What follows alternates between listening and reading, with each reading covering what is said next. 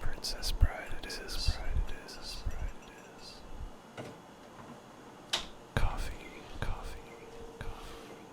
Breakfast in Canada. French vanilla and shout. Starbucks. Vanilla hazelnut.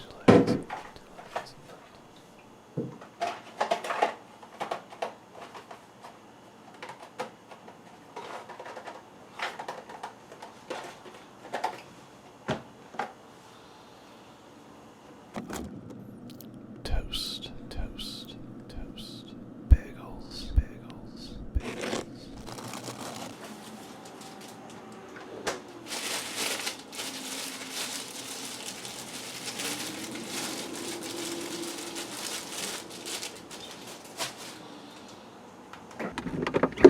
Sausages. Biscuits. Bacon. Marmalade.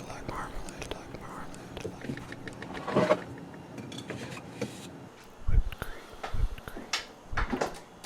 Good for fancy coffee.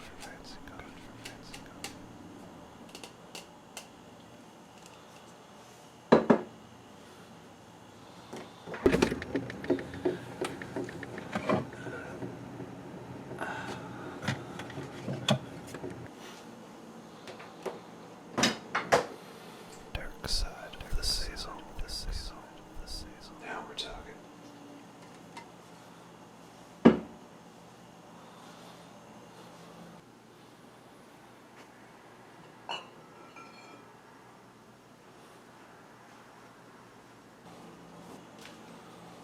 Perfect mixture. Baileys. Butter ripple schnapps. Needs rum. Dark.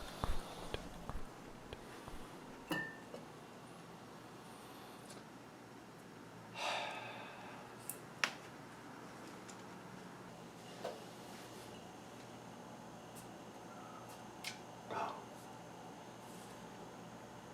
Why is the rum always gone?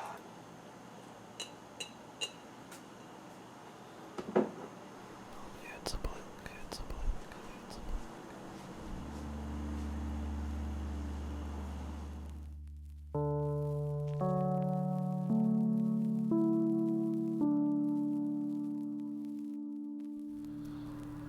Hello everyone, and welcome to the ASMR review show.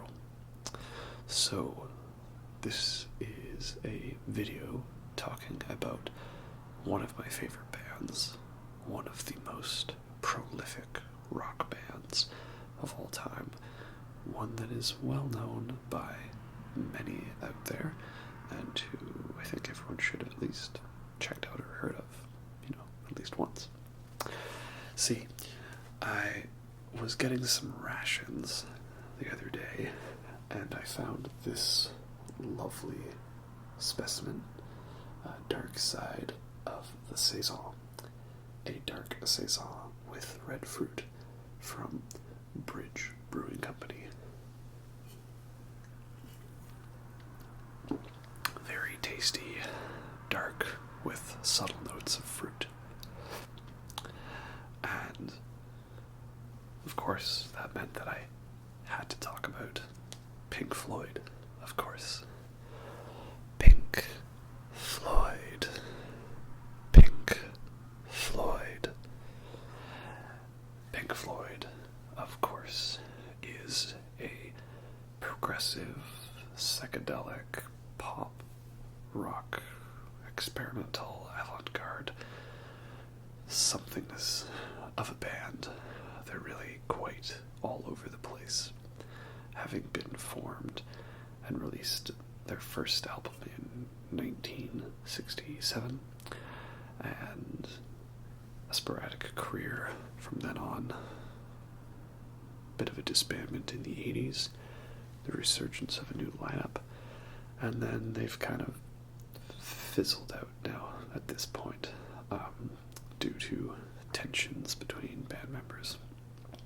So their time of being active as a band has perhaps come and passed, but the music and legacy shall live on forever.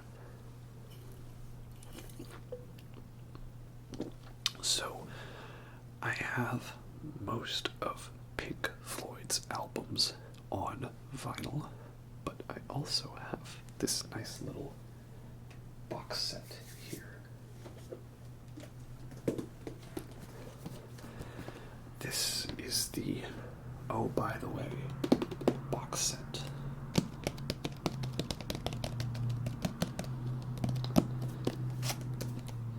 And it is a collection of every Pink Floyd studio album, as you can see there.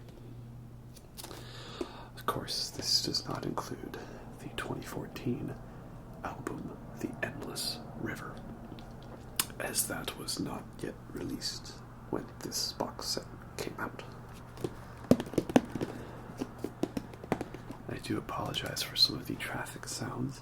I'm filming this a little earlier than I normally would, because I will probably be ranting for a while, and this will be quite a lengthy video, I hope, as I do think I have a lot of things to say about Pink Floyd, and I'll probably end up forgetting to say most of what I want to say in this video. So, this is a pretty cool box set, in that the albums are all packaged in mini record forms of their actual full-size record counterparts. So what I mean by that is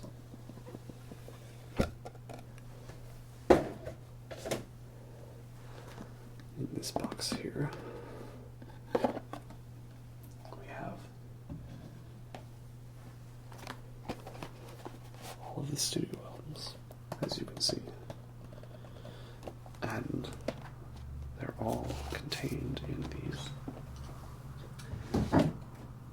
mini records. So this here is a recreation of the Dark Side of the Moon record, and the gatefold and the lyrics and the heartbeat and the rainbow. And it's also really cool because the original Dark Side of the Moon album comes with a set of posters and these little postcards.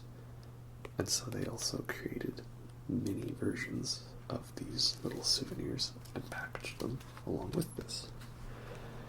So I'm going to be showing you the record, the full-size one, if I own it, and the mini CDs as well.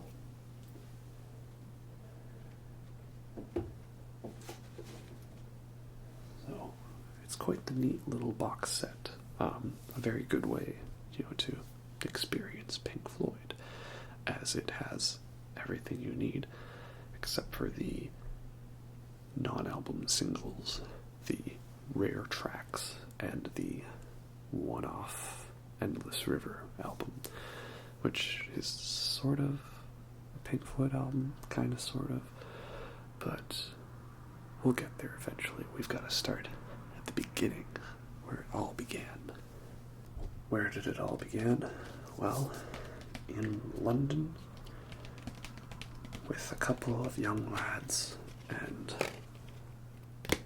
the piper at the gates of dawn.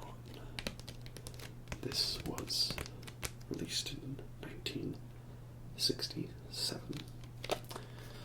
And what I think is interesting about this is that, while it doesn't say it on this album in particular, you'll notice that a lot of the Pink Floyd albums have a note on them that says file under popular, because Pink Floyd, in a way, was pop music at that time, just very avant-garde, experimental pop music, but pop music not the same. Again, goes to show how that concept has changed so much over the years. So, this is a nice little drawing made by Syd Barrett, and he is one of the main members of the band on this album. Syd Barrett does lead guitar and vocals, Roger Waters bass guitar and vocals, Richard Wright on organ and piano, and Nick Mason on drums. You will see in the credits here that most of the songs are written by Syd Barrett, as he was the primary leader of the group at the time. There's only a couple tracks that are credited to either all of the band or to Roger Waters. So there isn't much for regular notes on the inside of the album, just the record itself on Columbia Records. And this is definitely an album you want to listen to in stereo. Most remaster records should be released in stereo, as that's kind of the norm and has been for a very long time. But this was at the time where mono was still a dominant format. As such, you had some albums that were mixed in mono and post-converted to stereo, and others that were made in stereo and then converted to mono.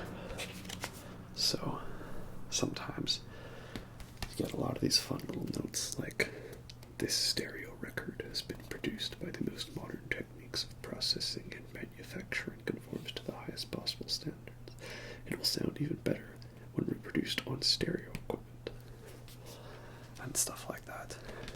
I think my favorite type of note like that was from Tubular Bells by Mike Oldfield. It has a note making fun of making fun of mono equipment. It says, if you're in possession of one, you need to hand it over to the police immediately. Stereo is the true way, because you get all these nice panning sound effects between the different ears.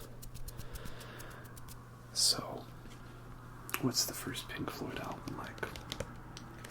Well, it's very trippy, that's for sure, because it was the late 60s, and, I mean, look at that album cover, like, these guys were really into,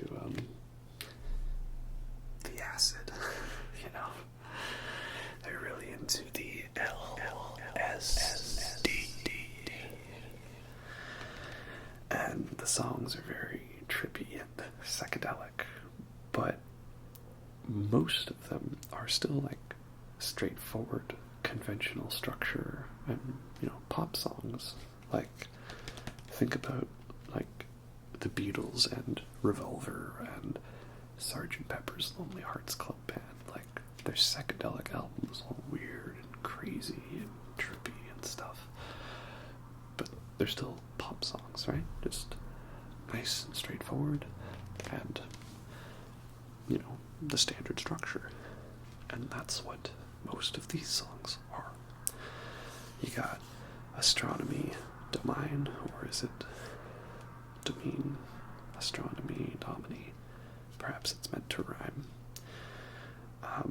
That's a really great first song for the band. Starts off with like this Morse code sounding thing and this announcer reading out names of constellations. But it's also a bit of a heavy song for 1967. And that's the reason why I'm wearing my Voivod Nothing Face shirt. Because Voivod, one of my favorite metal bands, they cover Astronomy, Domini, Divine, however it is, on this album, Nothing Face. And they do a pretty good job of it. I think, actually, according to the band, David Gilmour, he let them, like, half the song, basically, to use. So that's pretty cool. Another standout track on here is the nearly 10-minute instrumental Interstellar Overdrive, which, if you've seen Doctor Strange, the scene where he's like getting all dressed and he gets his set of fancy watches when he goes on that drive right before he has the car crash that injures his hands. The song playing there is Interstellar Overdrive, which, of course, was probably chosen not only because it's a psychedelic song and fits in with the theme of that movie, but because the next album we'll get to uses part of a Doctor Strange comic panel in its artwork. So Pink Floyd used Doctor Strange, and then the Doctor Strange movie used Pink Floyd. Very nice blend. But Interstellar Overdrive, that kind of really shows you how proggy and out there Pink Floyd were at the time, because it starts off with almost like a surf guitar sounding riff. It's got that nice twang and the slides along the neck, and then it just goes out into the far corners of outer space.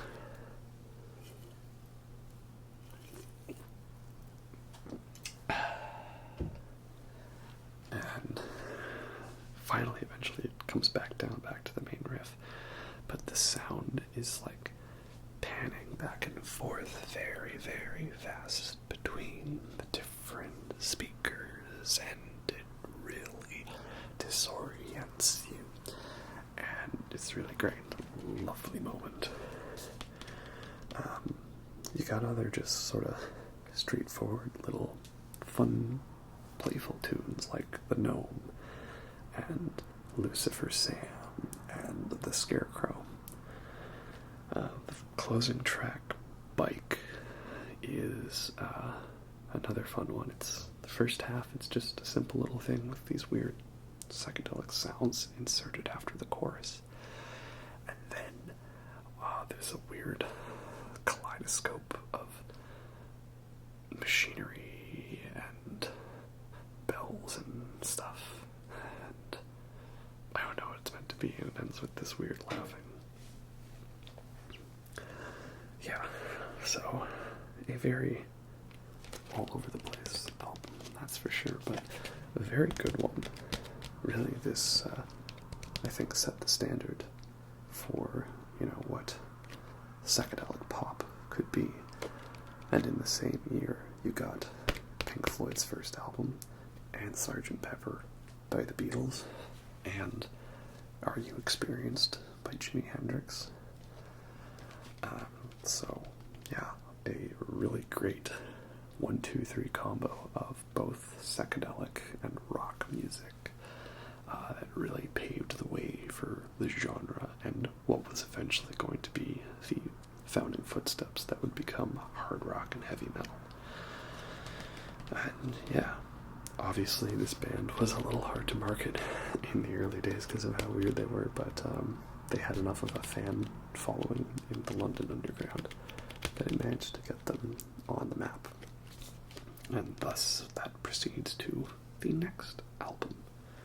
Before the next album, of course, I'm going to show you the mini one, right? Nice little mini vinyl replica. And all the notes are pretty accurate and the exact same, as you can see. And it's got the CD inside. The only thing is some of these can be a little hard to get out because of the nature of the packaging. But there you go. That's how it is. So yeah, it's a nice little lovely set. 1 year later, we were graced with Pink Floyd's second album, A Saucerful of Secrets. And this is one where it says up top here, file under popular. Because again, it was psychedelic pop music. That's what Pink Floyd was. So, this lovely art was the first one of theirs that was designed by the group Hypnosis, or Hypnosis, however you say it. And the main designer was Storm Thorgerson, what's the guy say his name is? He's one of the main members of the group Hypnosis. houses and designs most of Pink Floyd's albums. If you look up through the top corner around this area, I think that's meant to be the images that are taken from a Doctor Strange comic, or perhaps it's this character right there. Point is, this whole collage of imagery and a photo of the band. So, this one was not necessarily as well received as Piper at the Gates of Dawn, but I think it's on equal level with that album. Again, nice psychedelic pop music, but this one is where you can see Pink Floyd's trying to push a little further out into space than before. There's also more varied writing credits among the band, because unfortunately at this time Syd Barrett was getting a little too far gone. He was a little too into that acid, if you know what I mean. And it was kind of losing his ability to function properly in the world. Like, he'd get on stage for a show and just stand there holding his guitar, not doing anything.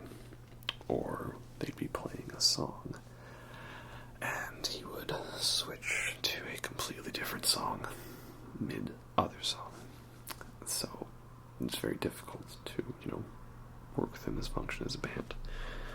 So he doesn't have much writing credits on this album, just the closing track, Jug Band Blues, which is a song I think that reflects his state at the time, because it starts one way and really quickly transitions to something else and goes back and forth, and the line is like, "It's awfully considerate of you to think of me even though I'm not here," something like that. So he kind of already knew he was on his way out. So this meant that David Gilmour was brought in to help with the guitar and vocal parts in place of Syd. So you got a lot more songs written by Roger Waters, like Set the Controls for the Heart of the Sun, Let There Be More Light, and Corporal Clegg is the first of many anti-war songs that Roger Waters would write, because his father was killed in World War II at the Battle of Anzio, and this really was the focal point for much of Waters' music that he would write for Pink Floyd and his solo stuff. Richard Wright, keyboard player, gets a couple of songs on here too, including the very underrated Remember a Day. Very nice little song, very Beatles sounding in a good way. Set the Controls for the Heart of the Sun, a very dark, psychedelic song, very creepy, and I think the only one where all 5 members of the band are playing on the record. And then the main song here is the title track, Saucerful of Secrets. That is a 12-minute song divided into multiple movements, and it's instrumental.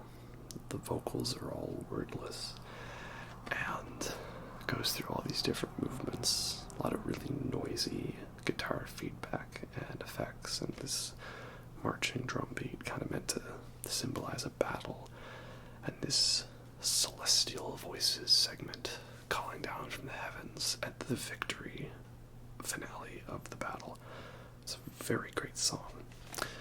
And Pink Floyd would later do different versions of this song, which I'll talk about on their live album. But needless to say, that's a very great piece of psychedelic prog rock.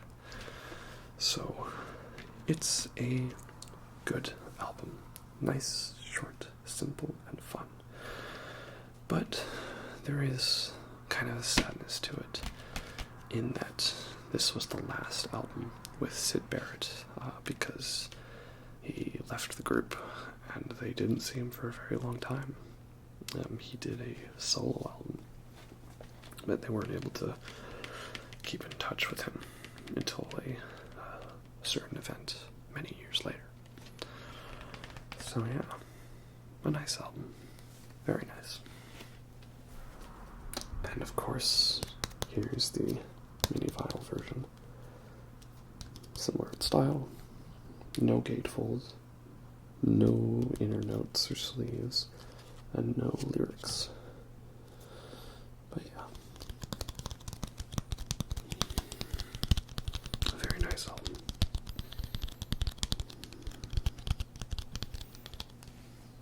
Next album is one that I do not own on vinyl. I only have the CD of it.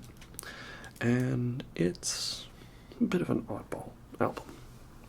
This is the soundtrack from the film More by Pink Floyd and composed by them.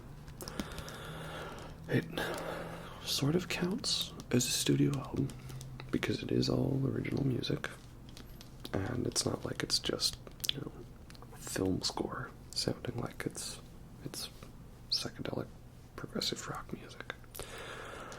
But it's one that I don't really listen to that much.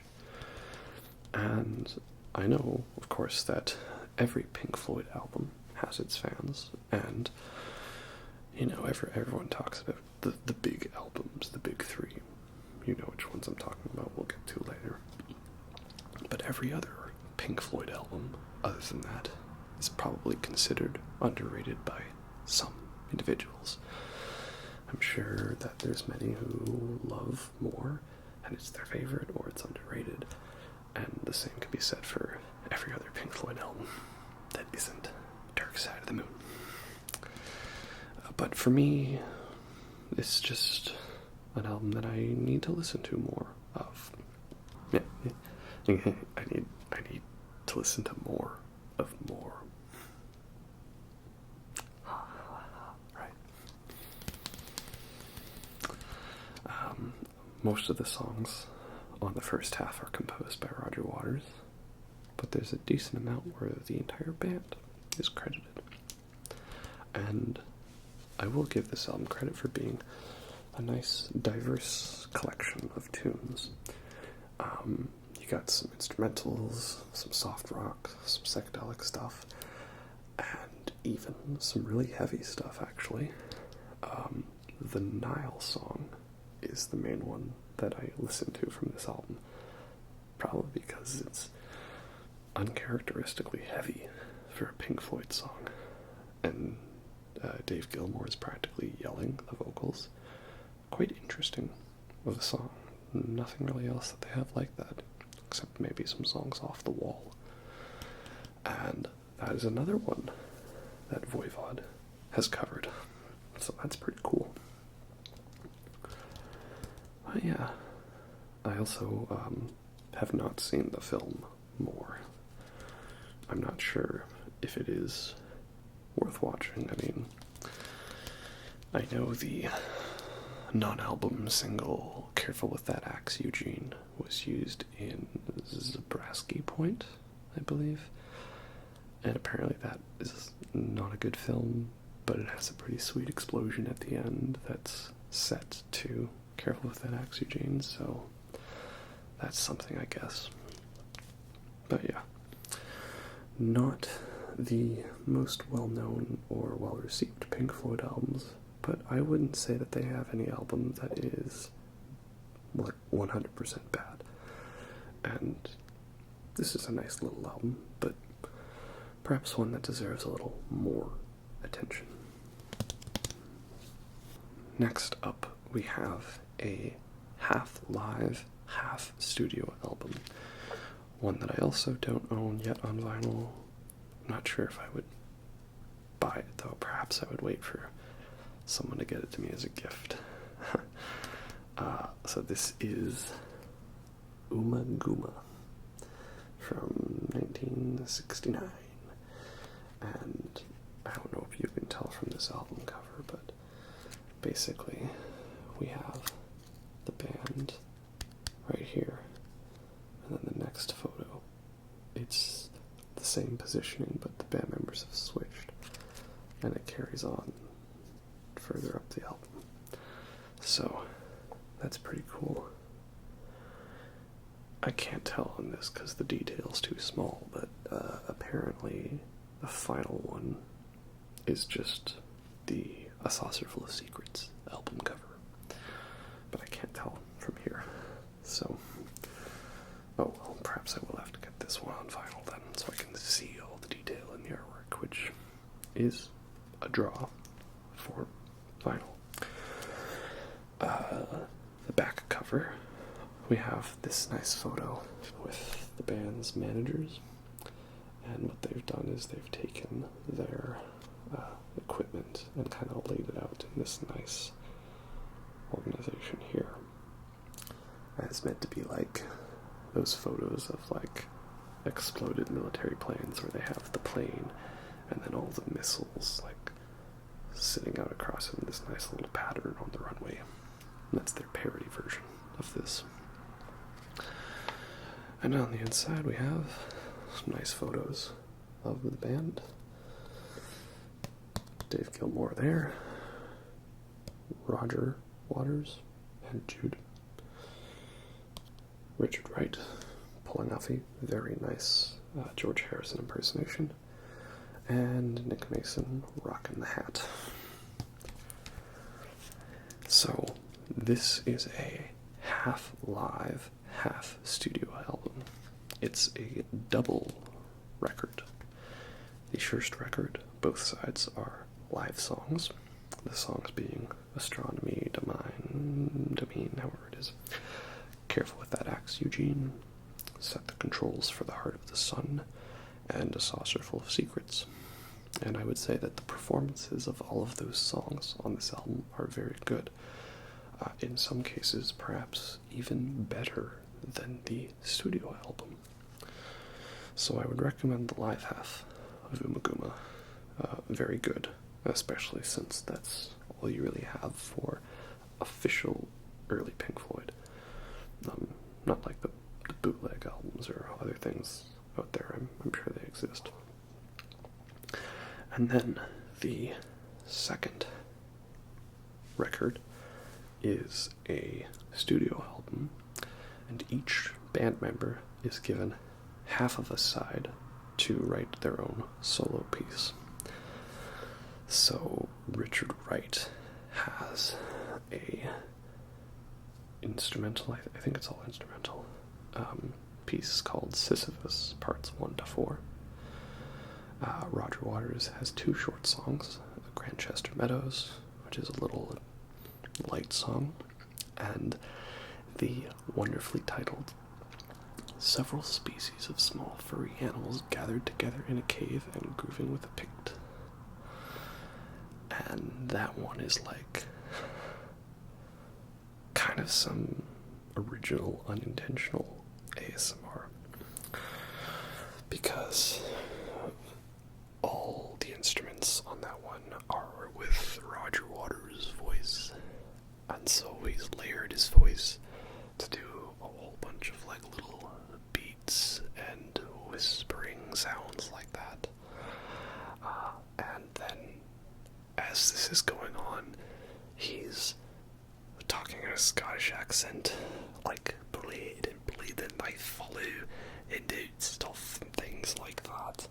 And I don't remember exactly what the lyrics are, but he's just talking in his Scottish accent and blade and bleeding and things like that. So yeah, it's a fun song. It's very weird, but pretty interesting. And then David Gilmour has The Narrow Way, parts 1 to 3, and Nick Mason has The Grand Vizier's Garden Party, parts 1 to 3, which is mostly a drum solo. So, Ummagumma, it's not really looked back fondly by members of the band, probably because they were a little directionless for a bit. After Sid left, they kind of had to experiment a bit before they found their groove and really found what worked best for them. And, you know, a lot of it's kind of just like psychedelic noodling with a little substance to it. I'm sure that there's some songs that have their fans out there, and someone's probably disappointed that I don't really love every minute of this album. But it's kind of similar to what I have with More, in that I just don't really listen to it, you know? I should try some more, but not that I know of anything that's really captured my attention still. You know, that's how it is. But the live album is really great. There is one interesting error, though, with this packaging, in that both CDs are either labeled CD1 or they are like mistakenly labeled. Like CD, yeah, they're mistakenly labeled. So CD1 is actually CD2, and CD2 is actually CD1. So I remember what I've tried to do is like put them back in the correct section so that the first bit has the CD1 in it, but it's actually called CD2. Stuff like that. So I doubt that's ever going to be corrected in this box. That's probably out of print, but it's a fun little tidbit. So yeah, that's Ummagumma. So next up in 1970 is a somewhat overlooked Pink Floyd album, one that I do quite enjoy, and I would say is underrated. So, as I said before, there's always at least one album that everyone thinks is underrated because it isn't Dark Side or Animals or Wish You Were Here or The Wall. Those albums, we'll get to those eventually. This is from 1970, Atom Heart Mother. And isn't that just the loveliest picture, you know? It's a picture of a cow. Just chilling, you know? It's a cow. I guess whoever it was of Hypnosis that took the photo, he was just told to go out and take a photo of the first thing he found, and he saw this cow. And that's how it is. And on the back side, we have more cows. And on the inside, we have even more cows. Wow. So, yeah. Just found something about the artwork just entertaining, you know. It's like just cow. Okay. You know, why not? So, Atom Heart Mother is not looked fondly upon by the band. Pretty sure one of them said they wouldn't mind if it was thrown in the trash and never listened to again. And I can understand why, because it's quite the strange album, and that's saying something by Pink Floyd standards. So the first side is only one nearly 24-minute long song called Atom Heart Mother, or the Atom Heart Mother Suite, divided into a whole bunch of segments, playing to a full orchestra and a whole bunch of different parts to it. And what's odd about the song is, I believe, Nick Mason and Roger Waters laid down a backing bass and drum track without a metronome, and they laid that down in basically one take, and then everything else was recorded along to that track. So the tempo of the song is like constantly going up and down. It shifts all over the place, which I think is a unique element. It makes it feel a little more live, but it's a bit strange. I think it's a really great song. It's weird because it's 24 minutes and yet I can listen to it and be like, wow, all of a sudden it's nearly over. Even if it is repetitive in some bits and has some very long solos. I find it very entertaining. It's always changing things up and doing weird things. So, I think it's a fun song. Then on side 2, we have a couple of individual solo tracks, similar to what they did with Ummagumma. Roger Waters' song is If. Richard Wright's song is Summer 68. Gilmore's song is Fat Old Sun. And then it's a song that's credited to all members of the band, but it was primarily the idea of Nick Mason, and that is Alan's Psychedelic Breakfast, which is to do with their engineer, Alan Parsons, I believe. And basically it's like the sounds of a guy making breakfast, and then they add music to it eventually.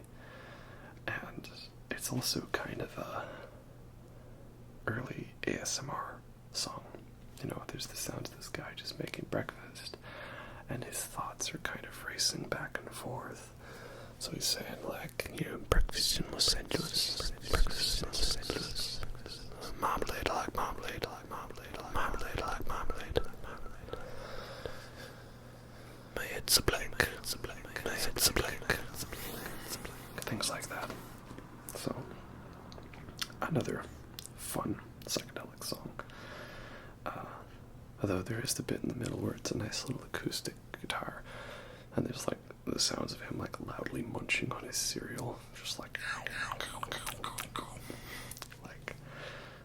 I'm not really much when it comes to eating ASMR, but if that's your thing, then maybe this song is for you. So, yeah. It's a fun song. A couple interesting tidbits about this album. That Stanley Kubrick originally wanted to use Adam Hart Mother in A Clockwork Orange, which came out the following year, but Pink Floyd refused, and Roger Waters heavily regrets not contributing to the soundtrack of that film.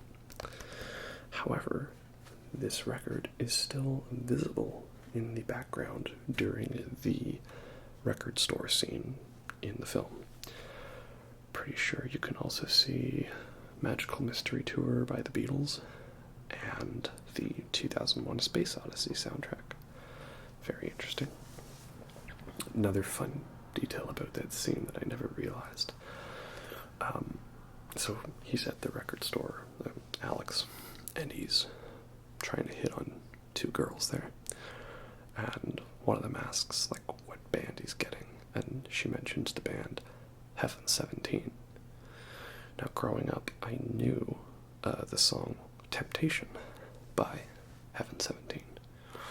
And I always thought, that's a reference to that band. I didn't realize that the band took their name from this fictitious band, Heaven 17, in the Clockwork Orange movie. They're actually named after it. It was the other way around. So that's pretty cool. And here we have the mini CD version. Same album cover. Back picture there for you. And the gatefold. The unfortunate thing with these mini vinyls is, some of the print be very tiny, like that. I mean, trying to use the glasses, really hard, or what is this? Writing for ants. But it's not necessarily about, reading this. It's just a fun, cool thing. Hey, look, mini vinyls, right? Everyone likes mini burgers, mini vinyls, right? Little the Pop Funko figures, right? Little mini things, right? So yeah, I enjoy Atom Heart Mother. I would not recommend this to a new fan necessarily, unless you're, looking like, I want something trippy and out there. Then you can try this one. But just keep in mind, it's not a favorite of the band's, so they wouldn't exactly want you to hear this as your first impression, unfortunately. Next up, we have, from 1971, Meddle, as in a play on words of medal, the thing you get for winning, and to meddle with something. Now, I know what you're thinking. Well, what exactly is this? Well, perhaps if I open the gatefold and I slightly rotate it for you, you might make a little more sense of it. Do you see? It's an ear. It's an ear underwater. Those things you hear the sounds with. You listen to the sounds. That's what it is. It's an ear underwater.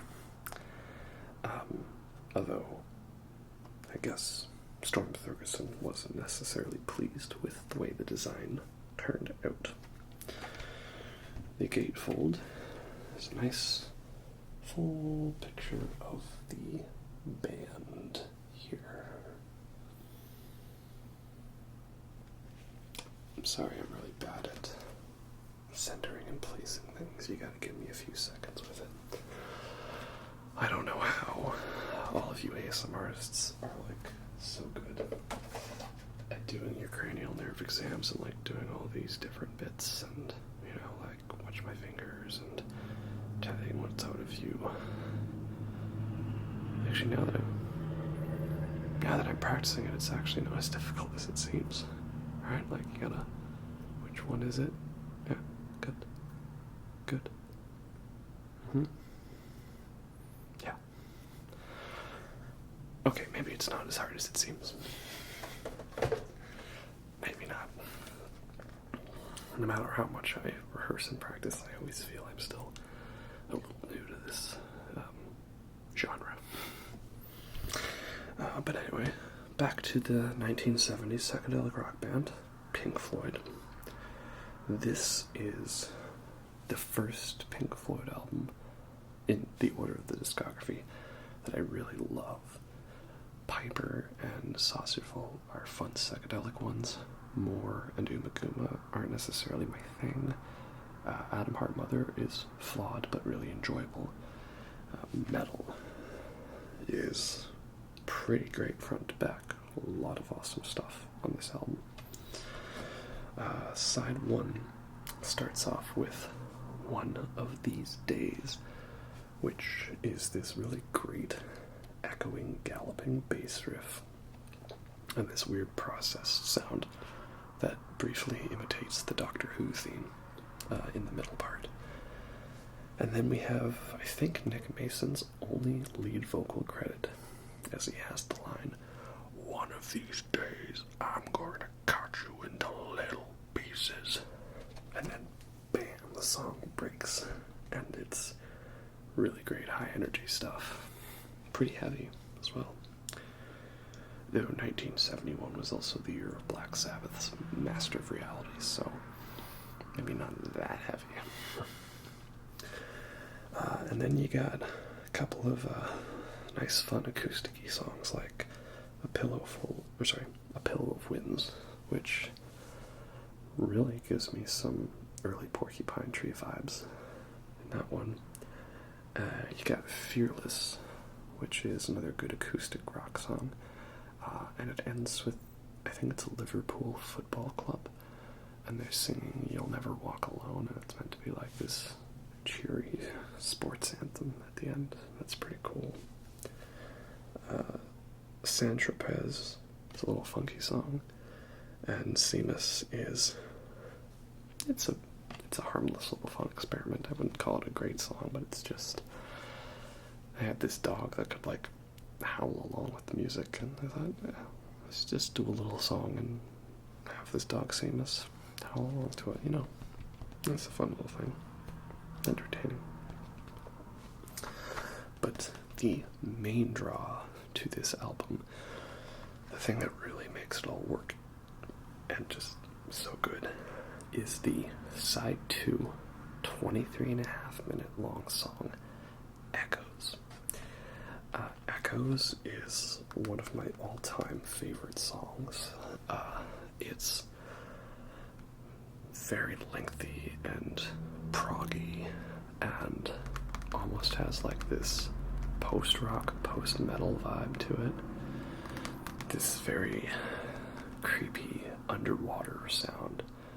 This processed piano starts off playing a little ping at the beginning, like it's like a sonar, and it builds from there until we get to some vocals, and they're very like whispered and soft about planets and the ocean and something rising out of the depths of the abyss.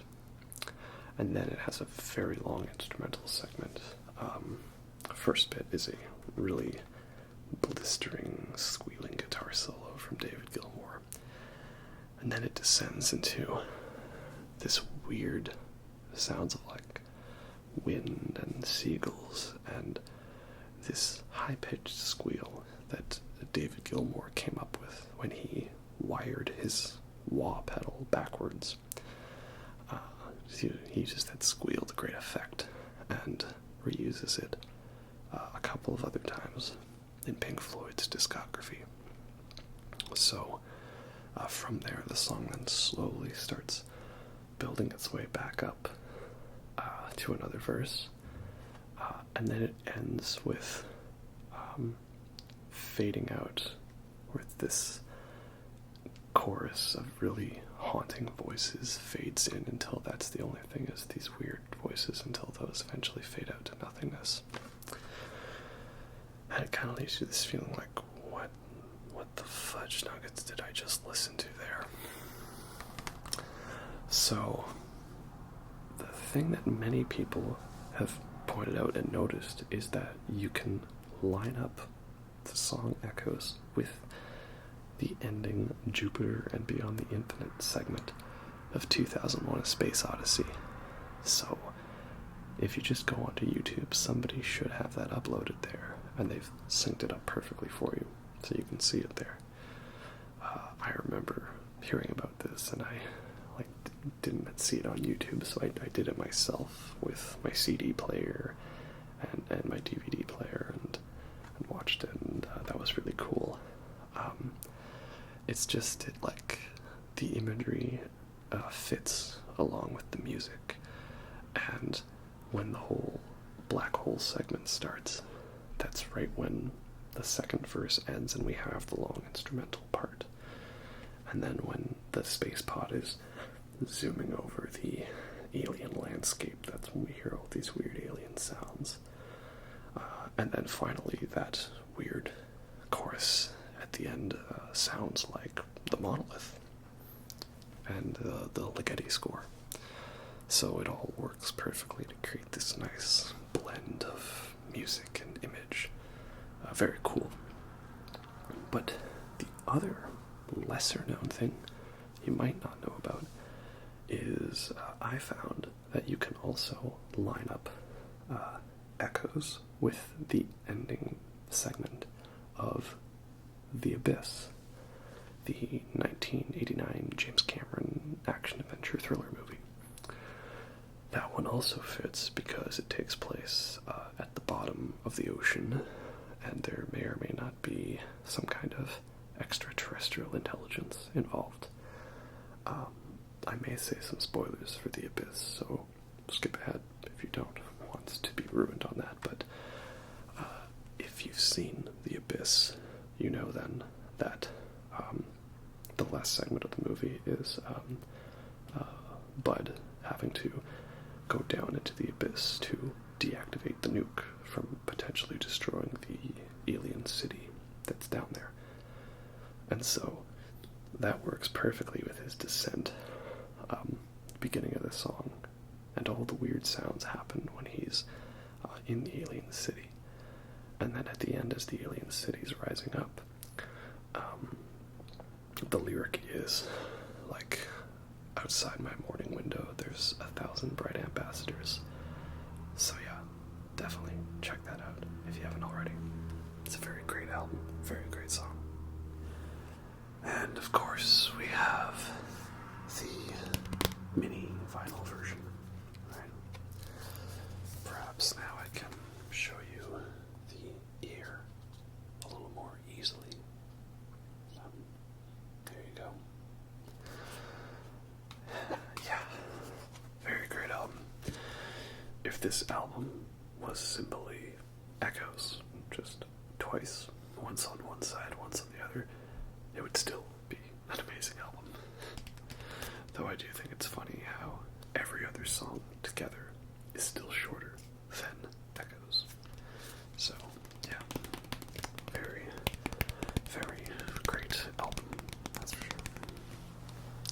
Next up is another one that I don't have the final version of, just the CD, and it was between Meddle and the next album. They did another soundtrack album, which is obscured by clouds. It's funny, I always thought this album cover was like a display of fireworks that was out of focus, because it was obscured by clouds. But it's actually an out-of-focus picture of a man in a tree. So if you squint kind of carefully in focus, you can kind of see, of course, that's the person.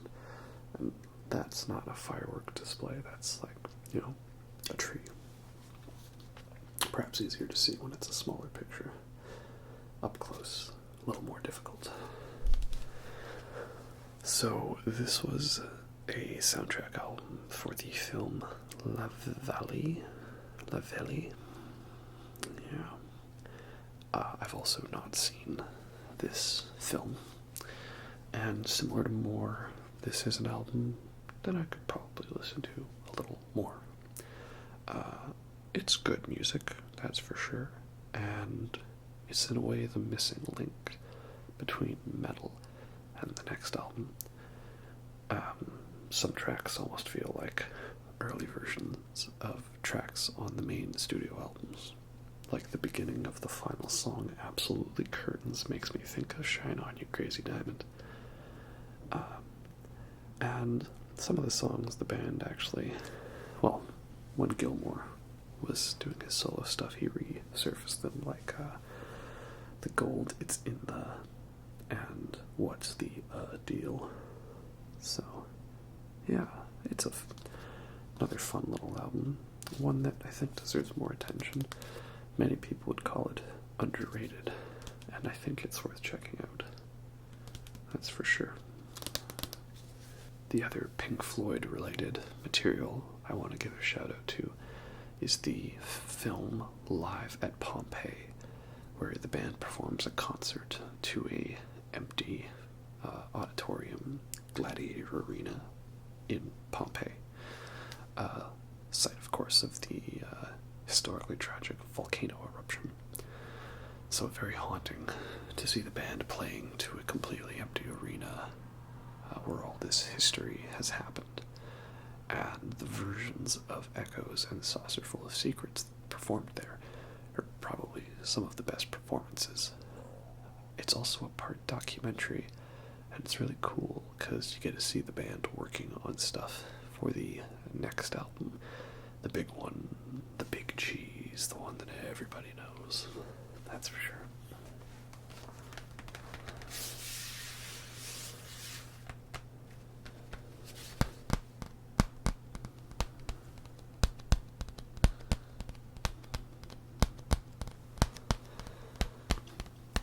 I've been mad for fucking years. Everyone knows when you're mad. I've always known I was mad. Been mad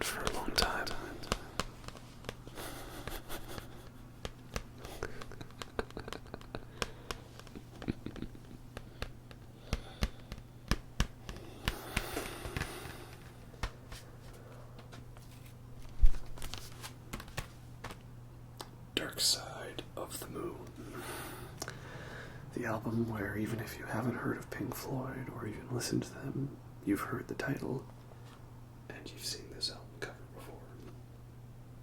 I hope. You should really fix that if you haven't. That's true. Dark Side of the Moon, released in 1973. One of the best years for rock and roll music, of course. I mean, if this were the only album released in 1973, it would still be one of the best years for rock music. So, this is Pink Floyd's magnum opus, their most well-known and important album, and probably their best. Not my favorite, nor is it the band's favorite, and not many people's favorite. Some people prefer a couple other albums of theirs. But, I mean, everyone, I think, can agree that this is very important and one of the greatest albums of all time. The interesting thing is it wasn't originally going to be called Dark Side of the Moon because there was another band called Medicine Man. They put out an album just before this, but that album flopped and didn't do well, so they thought, well, it's okay. No one's going to remember that one anyways, so let's call it Dark Side of the Moon. That's what they did. The album cover, once again designed by Storm Thorgerson of Hypnosis, is meant to represent like the laser light show of Pink Floyd and the sound, of the light hitting the prism, splitting into the rainbow, right? And then what I like is that it's a continuous piece of art throughout the vinyl, so you'll see here that the light continues from the prism. And then when we flip the record around, the light continues here. And this plays into the heartbeat theme throughout. This was the first Pink Floyd album where they had the lyrics printed. And that's because they felt so confident in the power of the lyrics that they had reprinted to stand on their own. So, yeah, that is pretty cool. The other nice thing is that this is one of the first Pink Floyd albums, I think, where every song flows into one another, so it's like a complete piece with no stopping in between. The only proper stop is, of course, the break between side 1 and side 2, as, of course, is natural. So that's pretty cool. And there's a lot of really great studio innovations on this album. The band was starting to use the VCS3 synthesizer. They used it a bit for Obscured by Clouds, but they really went all overboard with it on this album. I'll probably just have to go by track on this one because everyone is memorable and has cool things about it. The cool thing about this album is, I mentioned it earlier, that it comes with some posters, right? And I still have some of the cards in here if they would like to get loose. They're being a little frustrating right now. There we go. Now, so it's got some little postcards, which is pretty cool. And I can't show them here because they're actually up on my wall over there. But I put up the 2 posters that come with this album. You've got a really nice one of the pyramids tying into this prism triangle theme of the artwork. And then another one that has some pretty cool photos of the band during a live performance. Really liked the color scheme on that one. So those are both pretty cool posters. And then I already showed you earlier, but the mini CD version has videos of those little tiny ones. So I don't know if I'm going to put those ones up. Yeah, so what is it that makes this album so great? One of the best ones of all time. Well, I already talked about how it's very innovative for the studio technology, and the way it uses all this panning effects and all these layers like onions to the tracks, right? They were really pushing the envelope of what you could accomplish within a pop rock album that was still accessible to the mainstream, but was its own experiment and avant-garde. And then, because it still has the note on here, file under popular, it's pop music. And then, lyrically, this is where the lyrics are really focused on, like, life and death and philosophy and stuff.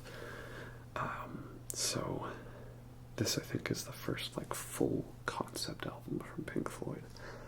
Basically, the story of life starts off with birth, with the heartbeat, and then there's the scream sound effect as this person is born into the world, and it ends with eclipse and the heartbeat fading away, the end of life and existence. And in between we have time, money, the divide between us and them, and then, trying to remain mentally sane from the brain damage. And yeah, it's all stuff that's very relevant, I think. And it just flows so well between each other. Right? Like, so Speak to Me is the intro, which I was trying to emulate earlier. With all these sound effects and the heartbeat. You got Breathe, which is kind of about beginning of life, right? Breathe. Breathe in the air. Don't be afraid to care. Believe, but don't leave me. Look around. Choose your own ground. For long you live, and high you fly. And smile you'll give, and tears you'll cry. And all you touch, and all you see, is all your life will ever be. Then you've got the instrumental On the Run, which is a big synthesizer song and experimenting and sounds, Live for today, gone tomorrow. That's me. And most of those voices you hear, the band, interviewed people and, showed them flashcards of the questions, starting off with, what is your favorite color? To which you would say, blue, no, yellow. And then moving into stuff like, when was the last time you were violent? Followed by, were you in the right? That gets us some pretty hilarious answers. I don't know, I was really drunk at the time. Absolutely, that geezer was cruising from prison. Yeah. I certainly was in the right. Stuff like that. That Time is a pretty scary song, not gonna lie. Starts off with this alarm clock, which I actually use that as my alarm in the morning. And then, ticking away the moments that make up a dull day. Fritter and waste the hours in an offhand way. Kicking around on a piece of ground in your hometown. Waiting for someone or something to show you the way. Right. Got a very emotional, powerful guitar solo from David Gilmour. Might be my favorite song on the album. Great Gig in the Sky is interesting. It's got wordless vocals from Claire Torrey, and they wanted her to like use her voice as an instrument and just like cry out in pain. And it's falsely reported that she did the whole thing in one take. She did about 3 takes, but midway through the 3rd take, she was like tired and took a breather. The band said like, "Oh, that was good. You've done enough." So what you hear is spliced together from the 3 takes, and it's a very tough song to sing, that's for sure. But she didn't even know that they ended up using her on the record until she saw it in a record store and bought it. Unfortunately, like 30 years later, there was this lawsuit that emerged, and she sued the band for wanting to get a writing credit. But before they went to court, there was a out-of-court settlement. So I don't know exactly what happened with that, but I think they found a way. It's not credited to her on here, but she's like credited on the album, vocals on The Great Gig in the Sky by Claire Torrey. So that's a really good one.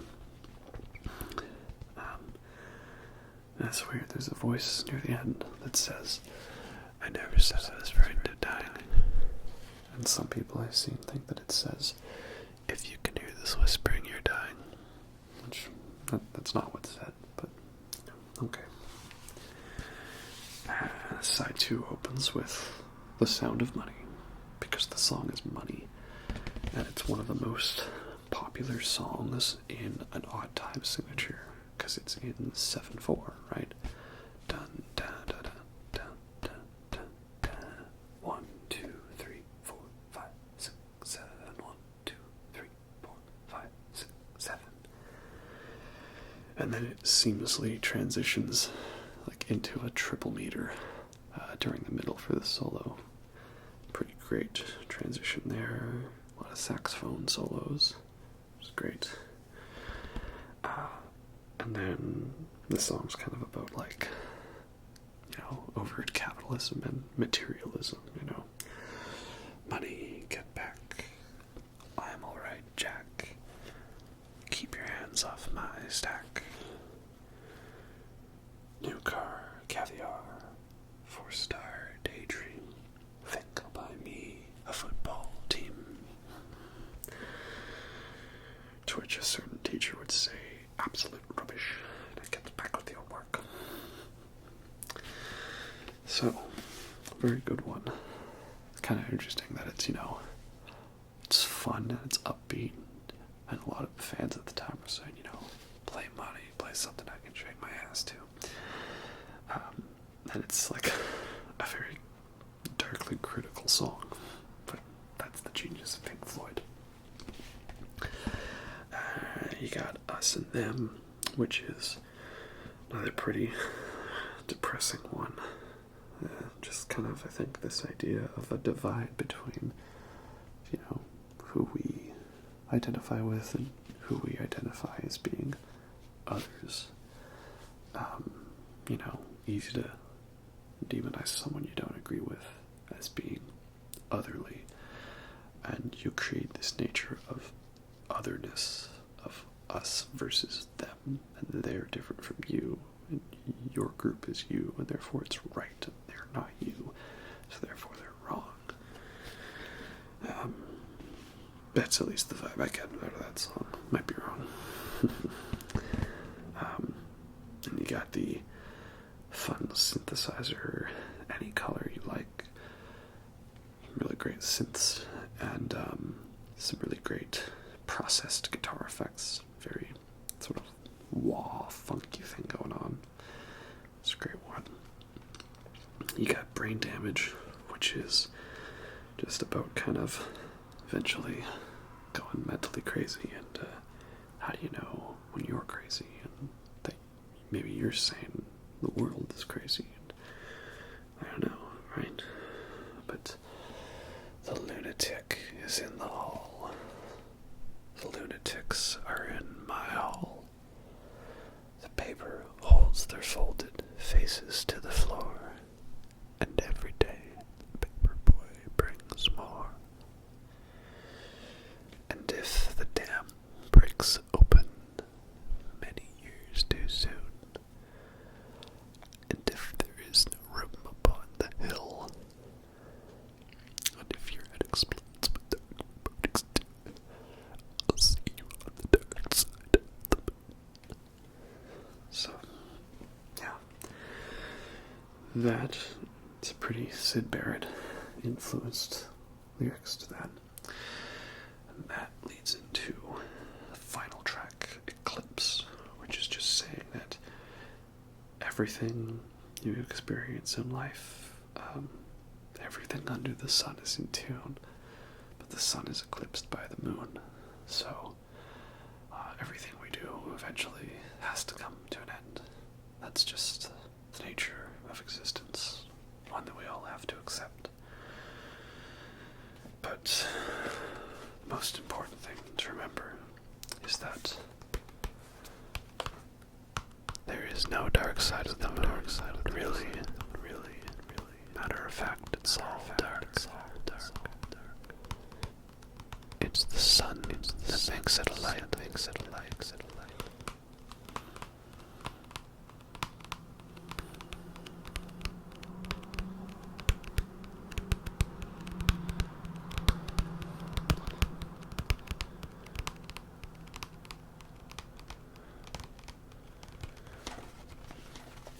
So yeah, a little difficult to put into words exactly, how this album is so great.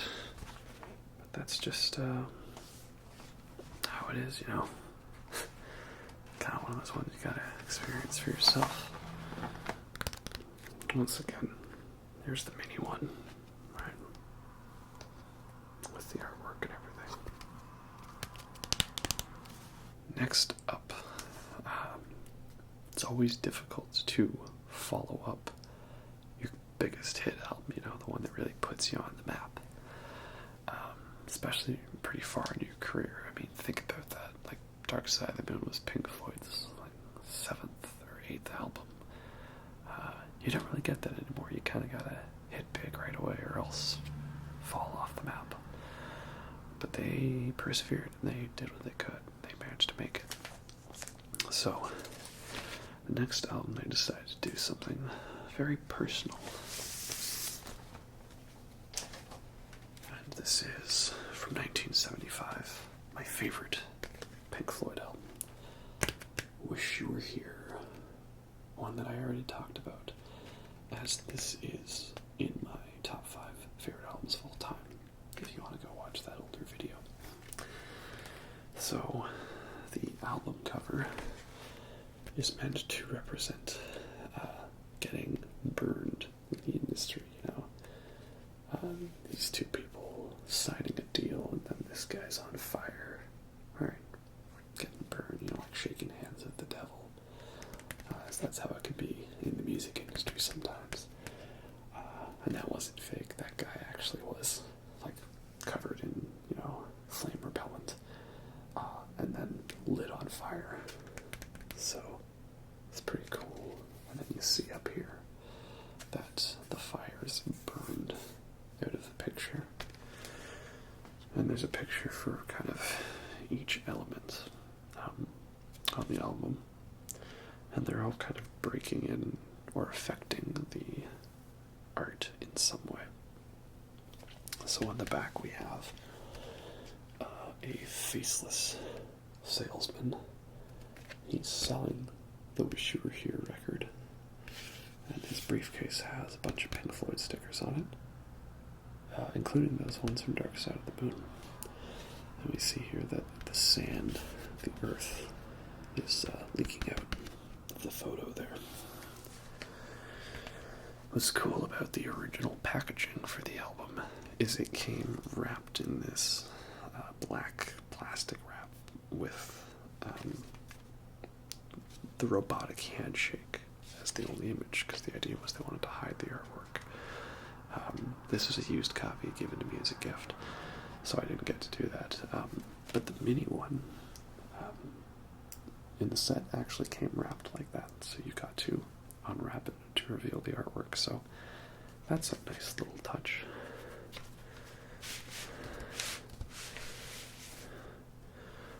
Then we have the inner sleeve, which has this photo of this veil, and the picture's kind of warped. And I hope nobody looks too long at that, because there's a certain figure behind that veil that would not be friendly for YouTube. So let's just not concentrate on that. And then finally, last one here, we have all the lyrics and this diver doing a splashless dive into this lake, and the water there is leaking out. So there's kind of two parts to this album, in that half of it is focused on critiquing the record industry as a cold and uncaring machine, and the other is a tribute to founding member Syd Barrett. The interesting thing is that while recording this album, Syd Barrett, overweight, shaved hair, shaved eyebrows, wandered into the studio. He didn't really recognize them much, and they played him some of the music, and he said it was a little odd, not really his thing. And after that, they never saw him again. So, very interesting coincidence. One more strand of fate at work. So the album is bookended by two lengthy songs that all form one collective piece called Shine On, You Crazy Diamond, which is about Syd Barrett. Right? Remember when you were young? You shone like the sun. Shine on, you crazy diamond. Da, da, da, da, da. Kind of about him eventually, losing his mind a little. And very sparse lyrics, but a lot of instrumental segments. It's like nearly 7 or 8 minutes until you actually get the vocals on the first song, because it has this keyboard intro and this ambient guitar solo, and then the band fully comes in, and Shine You Crazy Diamond, the full thing. Probably my favorite Pink Floyd song. I just love all of the layering to the sounds and the different movements, and it's very emotional lyrics and lengthy instrumental passages. Very great song. And I love the format of that. The song was too long to fit on a single side, so they had to split it up. So they put it at the beginning and the end of the album. And I feel there's a lot of other albums now that use that format of bookending the album, like Dream Theater's Systematic Chaos with In the Presence of Enemies Part 1 and 2. Part 2 even starts with a wind sound effect, right? Or The Sky Moves Sideways by Porcupine Tree. Again, a really long song, split into two parts, one at the beginning and one at the end of the album. So, it's a nice format, I think, pretty cool. Also, on side 1, we have Welcome to the Machine. Right? Welcome, my son. Welcome to the machine. Where have you been? It's alright, we know where you've been. It's about the machine is the music industry, taking those young, rising music stars and churning them out like a cold, uncaring conveyor belt. And there's some weird sound effects at the end of the song, and I think of it as like, once you have no purpose, you're dumped by the machine for everyone to laugh at you. And it's almost like a pre-industrial sounding song. It's very harsh, droning synth, not really much for percussion to pave the way for the rhythm. Very great. And you have a cigar, which is pretty upbeat sounding song. And the vocals on that one are by Roy Harper, because they couldn't really get the vocals right themselves. But there is like a bonus track version out there somewhere where it has Dave Gilmour and Roger Waters singing the vocals. Right. Come in here, dear boy. Have a cigar. You're gonna go far. Fly high. You're never gonna die. You're gonna make it, and if they try, they're gonna love you. I've always had a deep respect, and I mean that most sincerely. The band is just fantastic. That is really what I think. Oh, by the way, which one is Pink? A fun little reference to that. In the early days, some people thought that Pink Floyd was a member of the band. But I think I'd have to look it up to research it. I'll fix it in post, but I know that it was like two people or something, Anderson Pink and Floyd Council. And they took the names from that to create Pink Floyd. I'm pretty sure. Something like that. And then that song ends with this guitar solo that's slowly taken over by this synth effect. And it's like and then all of a sudden, it's really small speakers. Like it's just this lame radio song coming from an old radio. You know, the machine has reduced it, the song and the art, down to this little commodity. That transitions to a person tuning a radio dial. Until then we hear the beginning of the song, Wish You Were Here. And it's meant to sound like a person is listening to the song in the radio while they're, they do a little cough and prepare themselves. And then they play the opening solo along to it. And Wish You Were Here is an amazing song, very emotional, very great. Right? So you think you can tell heaven from hell, blue skies from pain? Can you tell a green field from a cold steel rail? A smile from a veil? Do you think you can tell? So that's a very good one, has a lot of meanings you can apply to it. And really, that's why I love Wish You Were Here is my favorite Pink Floyd album, because musically, it's very diverse. You get a lot of good sides of Pink Floyd on the album, and I think it's their strongest lyrically, the perfect blend of the experimental music and the philosophical lyrics that strike an emotional chord with me and resonate with me on a spiritual level. So, yeah, Wish You Were Here, fantastic album.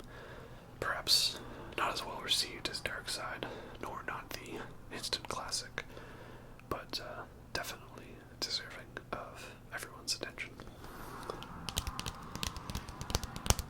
And of course, the mini CD here, featuring all the artwork and the mini inner sleeve on there as well.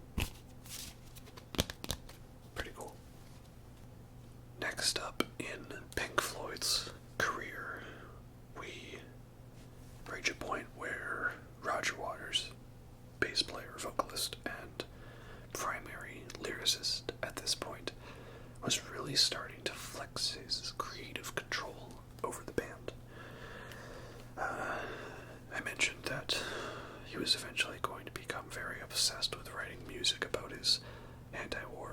pacifist sentiments due to the death of his father in World War II. And this would start culminating with the album that was the bridge between Wish You Were Here and the next one. The missing link of sorts for the fans that don't really know this one as well. And that is Animals from 1977. You'll see up here we have The Floating Pig. And this is Battersea Power Station in London, an actual place. This is a real photograph. So that's a giant inflatable pig. And quite an interesting story behind it. They flew the pig, had the wires attached so it wouldn't drift away, and they had a sniper hired to shoot down the pig if it tried to escape. And they took photos the first day. Didn't really like the way it turned out because of the weather. So they went to shoot more photos on the second day, and they didn't have the sniper available then. And that was when the pig broke free. And they had to ground all flights in the area for the day, in case the pig drifted into the flight path of an airplane. And there was a big hunt for it until it finally came down in some random neighborhood yard, some country yard or something like that. So, yeah, pigs really flew that day. So, that's a pretty interesting story, But the pigs would become quite the prevalent image in Pink Floyd concerts for all future tours. And another thing I love is that there's an Easter egg of the pig above Battersea Power Station in one of my favorite films, Children of Men, which is a dystopia sci-fi future film in a world where humanity's dying because they can't reproduce anymore. So in that, Battersea Power Station has kind of been turned into like a hub, an archive of art from all over the world. Like the guy who lives there, I forget his name, he's friends with the main character, and you see he's tried to collect Michelangelo's David, but it's partially broken, part of the leg's missing. There's all other kinds of classic art there. I think Guernica by Picasso might be there, or some other Picasso. But what's really cool is the song in the scene is In the Court of the Crimson King by King Crimson, other great progressive rock legends. And during the first shot where we see Battersea Power Station, there is an inflatable pig above the power station. And then, I'm pretty sure, later on, when we're inside the station looking out the window, you can see the pig there still. So just a brilliant nod to a classic album cover. But, enough about the artwork, right? How's the music itself? Well, music's pretty good. Some more lovely pictures there. So, this album is a concept album, similar to the other two Pink Floyd albums. And it is based off of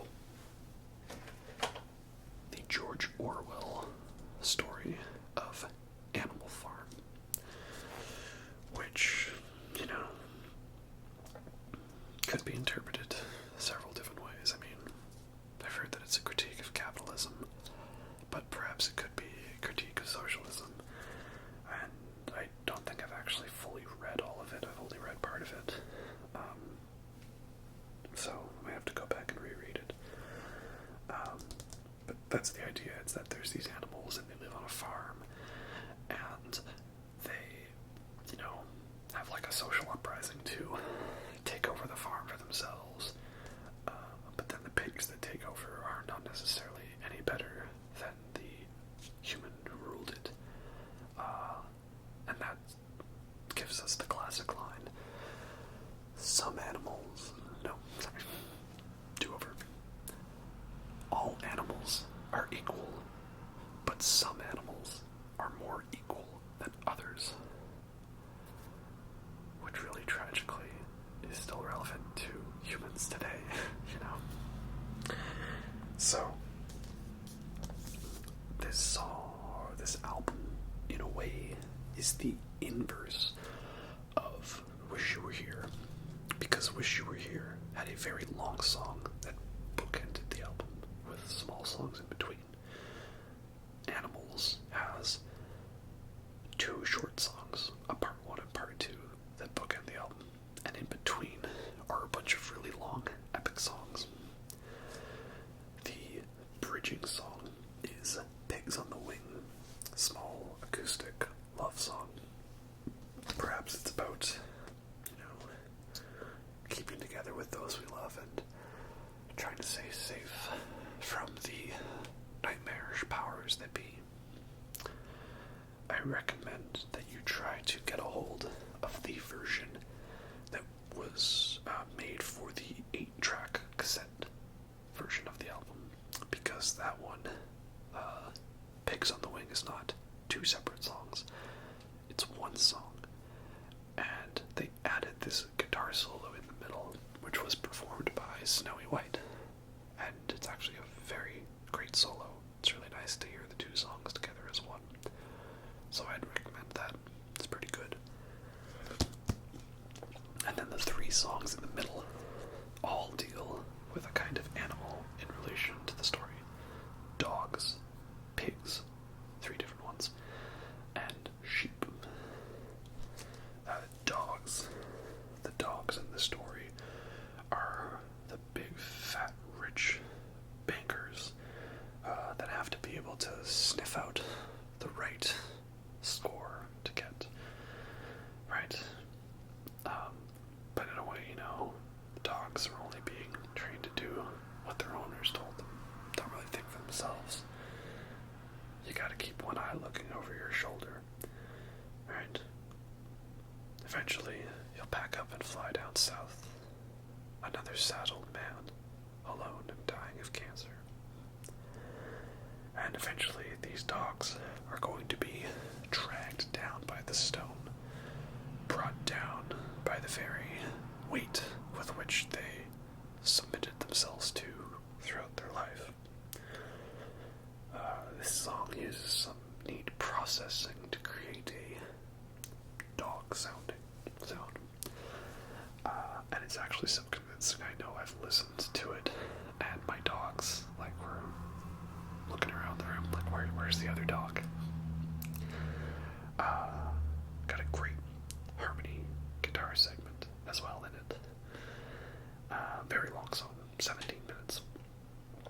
And at the end of it, it has this great build, pretty dark ending, almost, on the side of heavy, ending with just who was dragged down by the stone.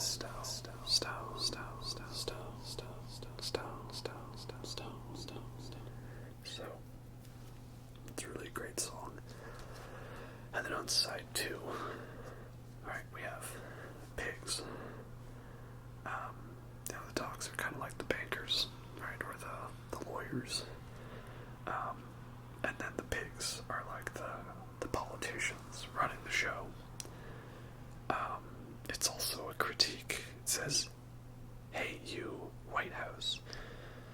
It's not talking about, the political building in the United States. It's talking about Mary Whitehouse, who was one of the main, proponents, propagators of, musical censorship, and saying that Pink Floyd was like the devil's music, and that, when you have to think of the children, what are the children going to listen to, right? So she was basically Tipper Gore before Tipper Gore was was a thing, unfortunately.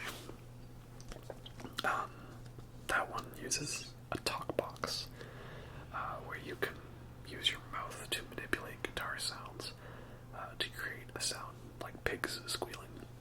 That's very cool.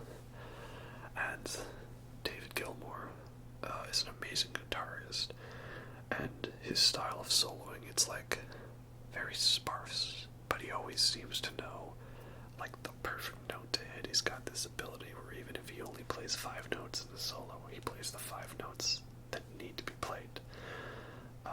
On Pigs, though, he like goes full on shredding, which is a little uncharacteristic for him, but in a really good way. You really feel the passion and anger in that solo, so it's very good. You should check out when Roger Waters' solo band played Pigs live. Has a lot of political messages in there. I always find it funny when bands that make political music for years make political statements later on in their career, and then on Facebook or Twitter, everyone's just like, what? I've been a fan of yours for like 30 years, and I just found out that you guys have political views that don't agree with my political views. No. That's it. Unfollowed, unsubscribed. I'm burning all my albums, throwing out all my CDs, ripping up my shirts. I am done. And then I say, like, well, did you even listen to the lyrics? like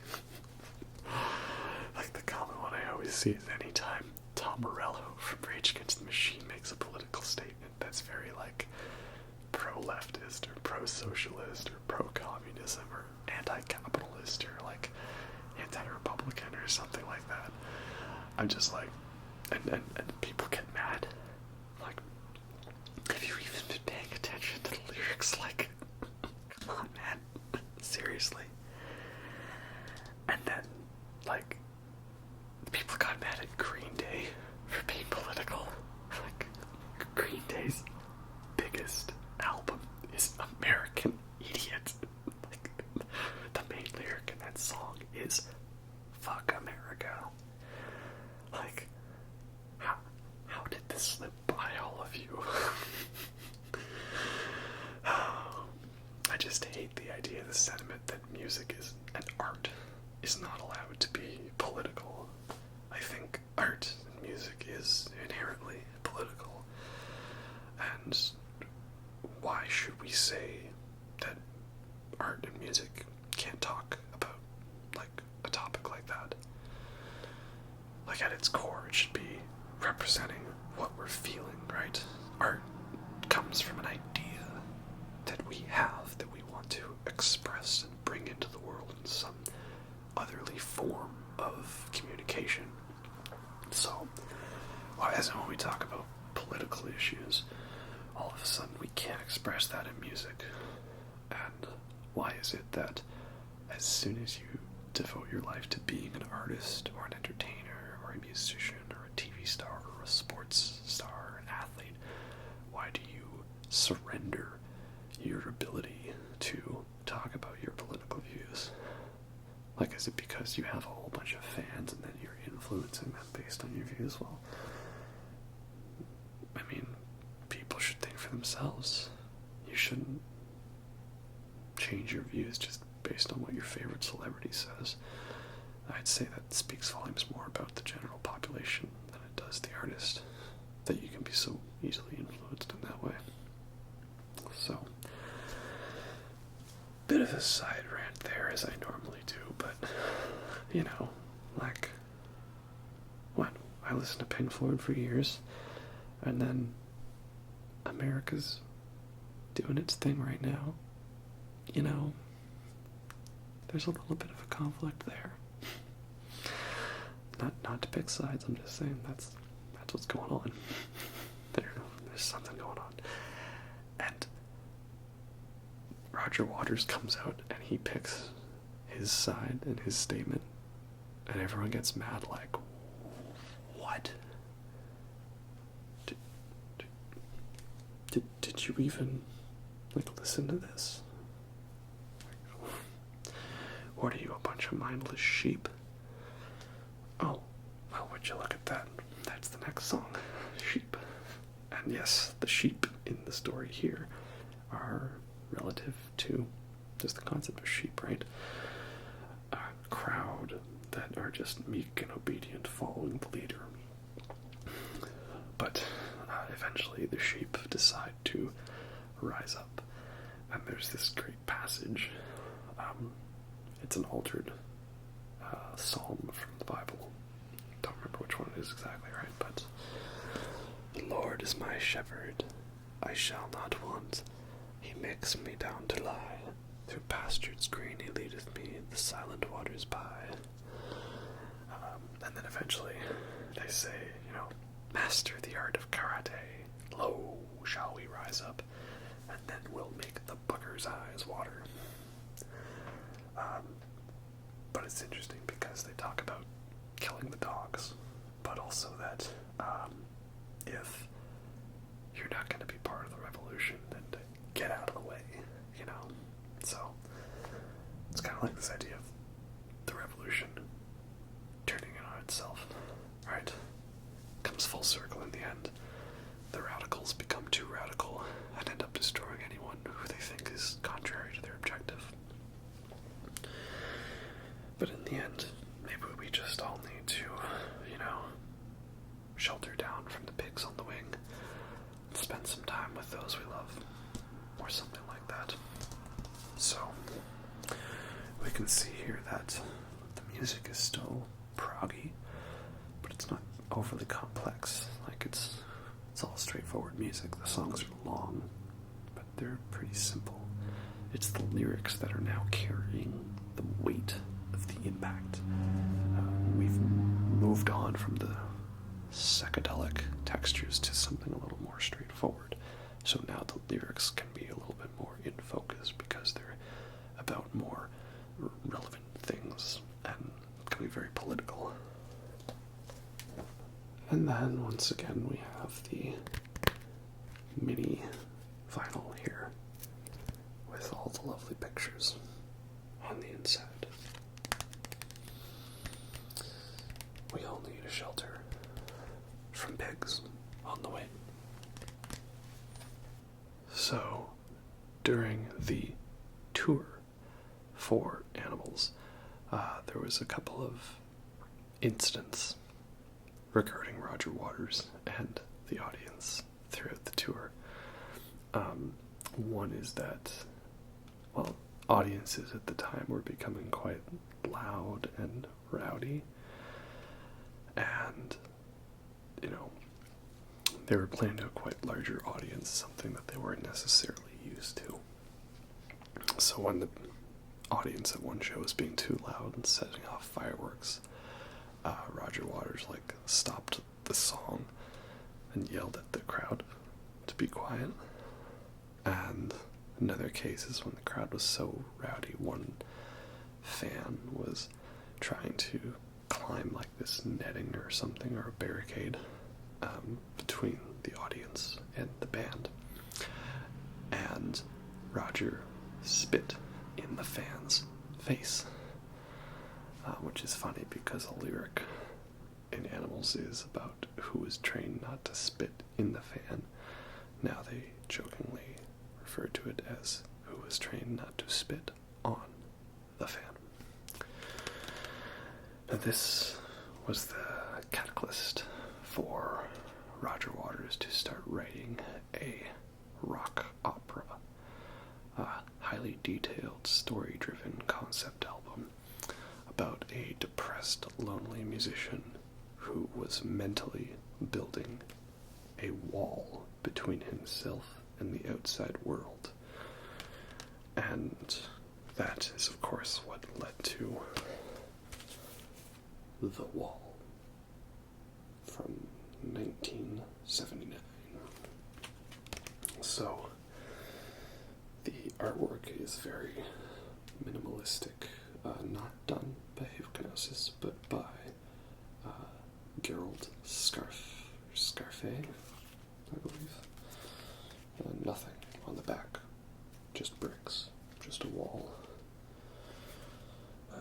But when we open the gatefold up, we see now that there's a lot of characters that we can see in between the bricks in the wall. So, you've got all these different characters because this is the story of a man named Pink, and basically he uses all the events in his life to create bricks to form his wall between himself and the outside world, and thus his overprotective mother, his neglectful and cheating wife who he neglects, and his controlling teacher all become another brick in the wall.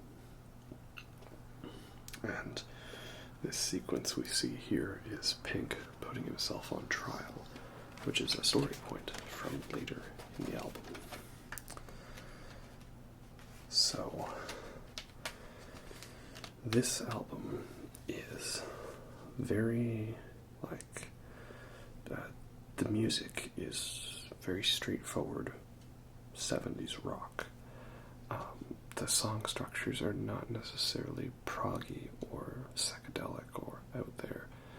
And there's a lot of songs on this album, about 26 of them, to be correct. And a lot of them are pretty short, too. This is a double album, and also long enough to be a double CD album, too. And most of the songs all flow in from one another because it's meant to be one continuous story. So there's lots of sound effects and little interlude songs that are more so about the lyrics telling the story than it is necessarily about complex musical arrangements. It's a rock opera. It's like a musical, but, just the music. There's no play. Though eventually Pink Floyd would have a movie based on the film come out in 1982, I think. Somewhere around there.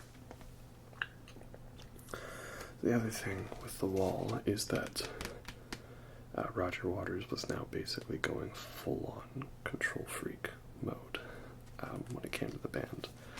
So almost every song is written completely by him, with David Gilmour only getting writing credits on Young Lust, Comfortably Numb, and Run Like Hell. And then the song The Trial is also credited to Bob Ezrin, who I believe produced the album, and I think he helped with the string arrangements, him and Michael Kamen. And at this point, Richard Wright was kind of getting a little ostracized from the band. I think he had even quit at one point, but eventually returned. So, the album tells this story throughout. Pink is essentially the insert character for Roger Waters, because he grows up without having a father, because his father dies in Anzio in World War II. And then he has a teacher who, the teacher has a bad relationship with his wife, so then he takes that anger out on the students. And of course that leads to the great lyric in Another Brick in the Wall Part 2, "We don't need no education, we don't need no thought control."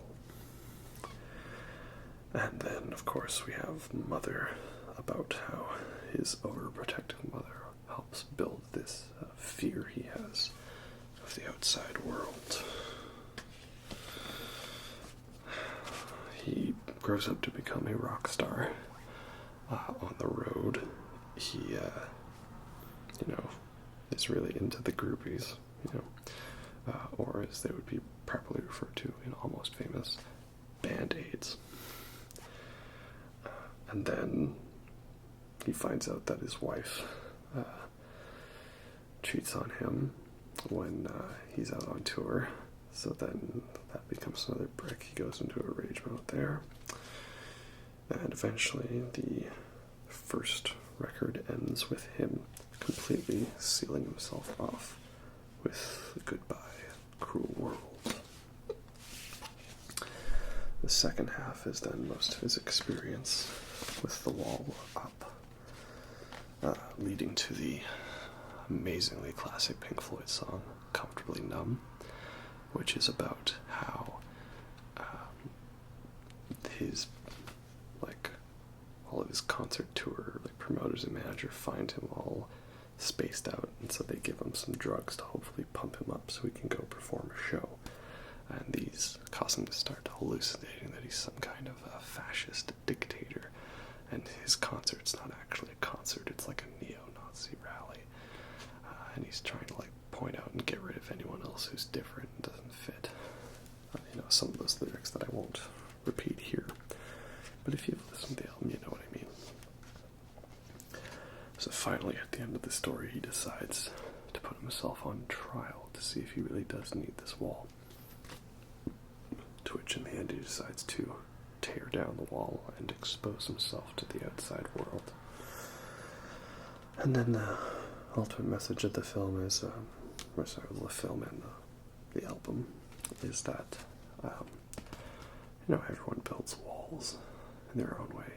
Fear builds walls. And walls are used to isolate from what we find different. And rather than learning to accept something new, we decide to cut ourselves off from it.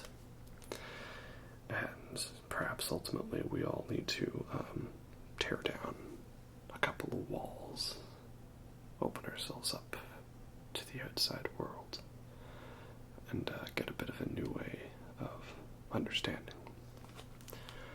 So there's a lot of sentiment, political sentiment, and philosophical sentiment on this album. Very deep, very moving. But the strength is in the lyrics. Again, because compare musically this album to something like Piper or Atom Heart Mother. There's no long psychedelic noodling anymore. It's all straightforward rock music with the lyrics carrying the weight of the isolation and the messages. So perhaps some might find that a bit of a weaker characteristic.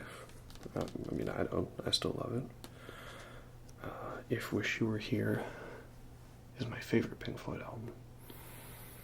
Hard for me to decide what's number 2. Kind of alternates between Dark Side and The Wall, depending on what day of the week it is. I am boring. My top 3 are the generic top 3, with Animals and The Division Bell probably being 4 and 5, respectively. But album ranking's a bit of a difficult thing to do. I don't know if I'm going to do that for this video. So yeah, if you're a fan of the album, you should check out the film, which, although the band necessarily didn't like how it turned out, I think it's really great. And, I can't remember who it was directed by. I think Alan Parker. He also directed the really criminally underrated horror film Angel Heart. That's a really messed up film. That's one of those ones where you see it once in the imagery and it's already burned into your brain for quite a long time. So that's a good one to watch, Angel Heart, if you have the stomach for it.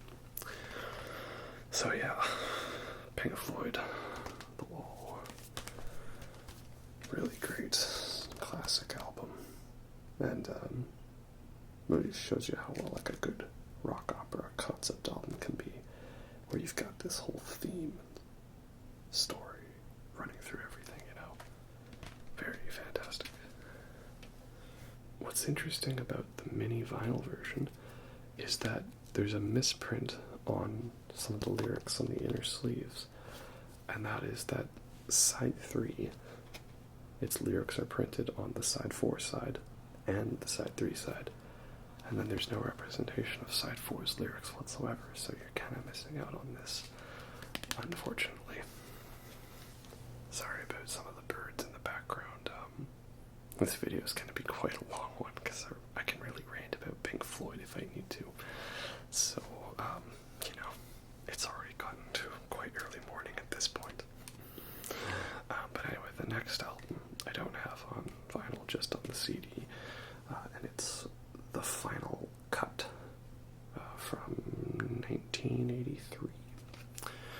This album cover is, of course, different military medals and badges. So, at this point, Richard Wright wasn't even in the band, really, at all. I don't even think he's on this album. Like, he was essentially a session musician for The Wall. Because Roger Waters, believe it or not, went even more control freak for this album. It's not even really a Pink Floyd album. It even says on the back, "A Requiem for the Post-War Dream by Roger Waters, performed by Pink Floyd, David Gilmour, Nick Mason, Roger Waters."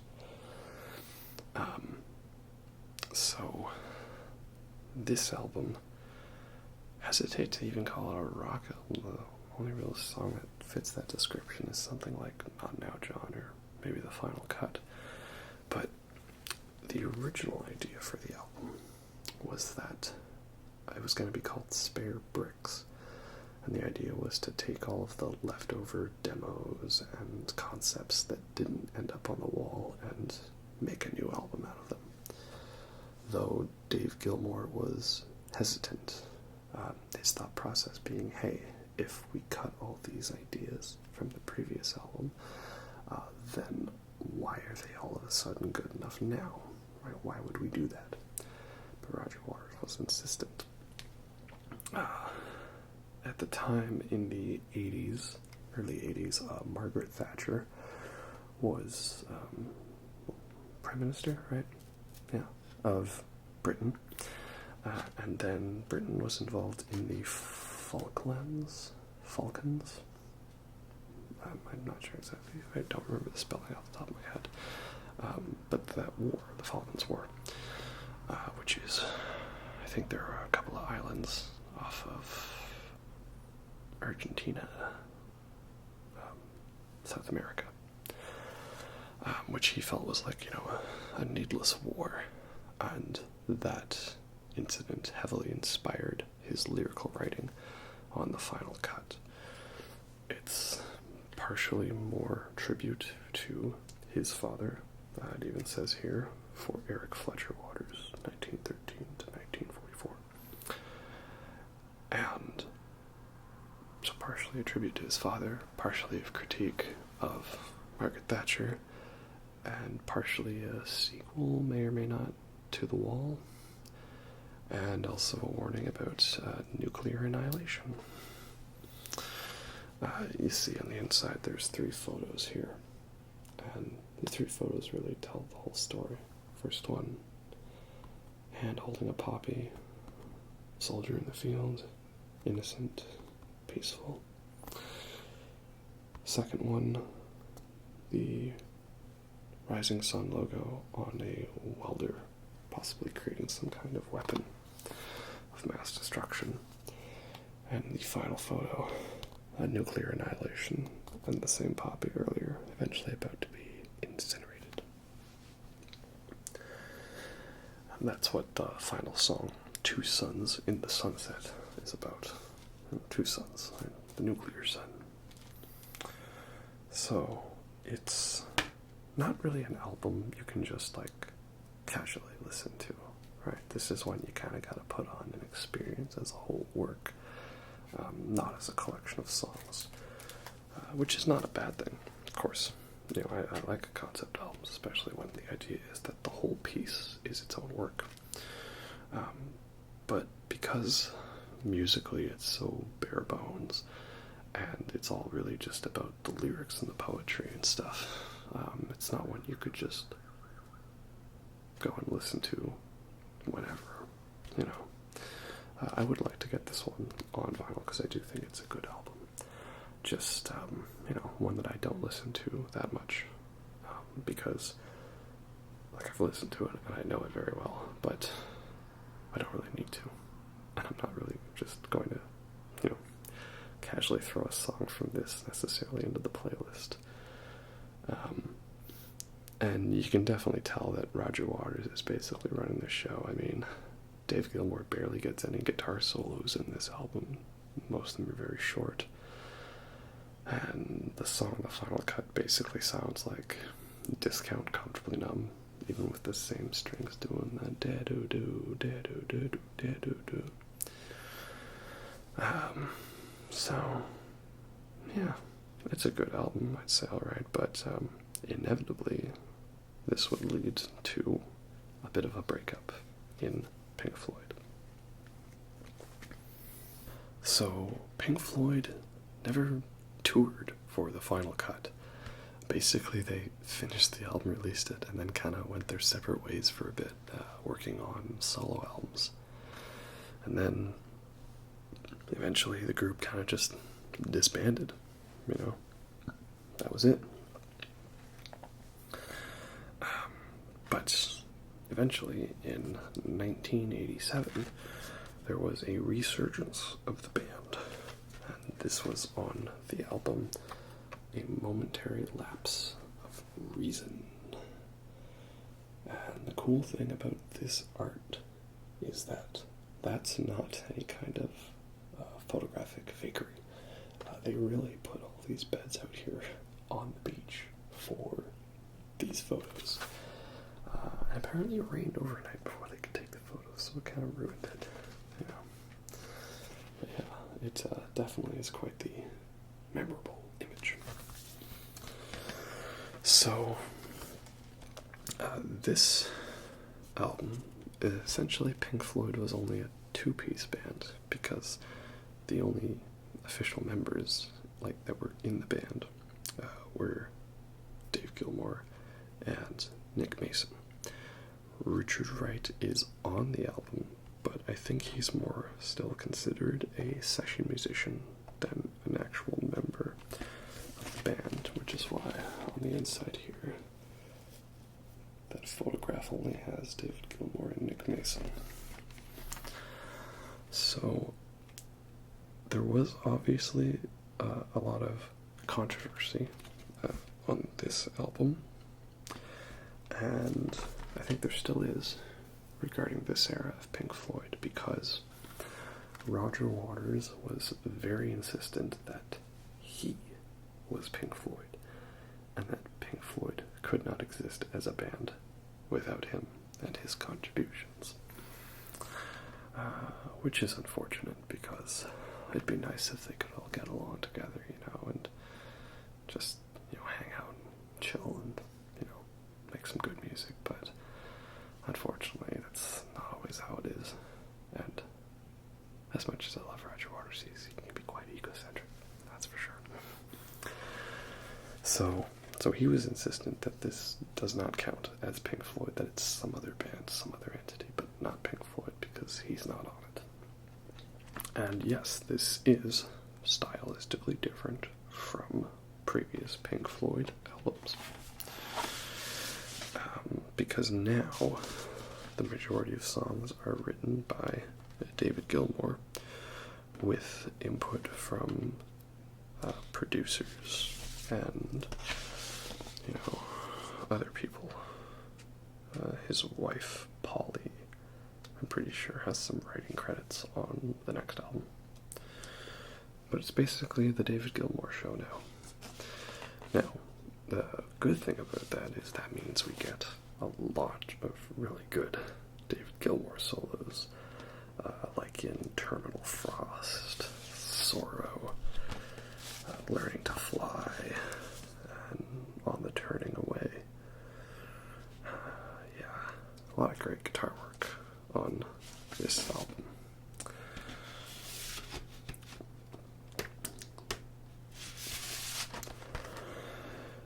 sound of this album is now very 80s synth rock inspired. I could almost see this being along the lines of something like 90125 by Yes. You know, it's kind of mainstream, but it's still kind of proggy, and it's got a very electric sounding to it. Not electronic necessarily, but like retro, futuristic. It's a little hard to explain. I guess you just have to listen to it for yourself. But yeah, I do think that this is a good album. A very enjoyable one. I like the style to it. I like the sound. And, I mean, it's kind of the hard argument to get into. What makes a band, and when is a band not a band? And when is a band still a band, but not the previous band, not themselves, right? I mean, if we compare this to Piper, it's different. But if we compare Piper to Darkside, that's different. If we compare Darkside to The Wall, to Momentary, to Atom Heart Mother, you see all the albums, they are similar but yet different in their own ways. And it's kind of like identity. It's always changing minute to minute. I mean, are you the same you that you were 5 years ago? 5 minutes, 5 hours, 5 decades? Who knows, right? That's just how it is. So, I would like to think that we could perhaps look past band lineups and members and lawsuits and copyright and trademarks and all that, and just simply look at the music for how it is.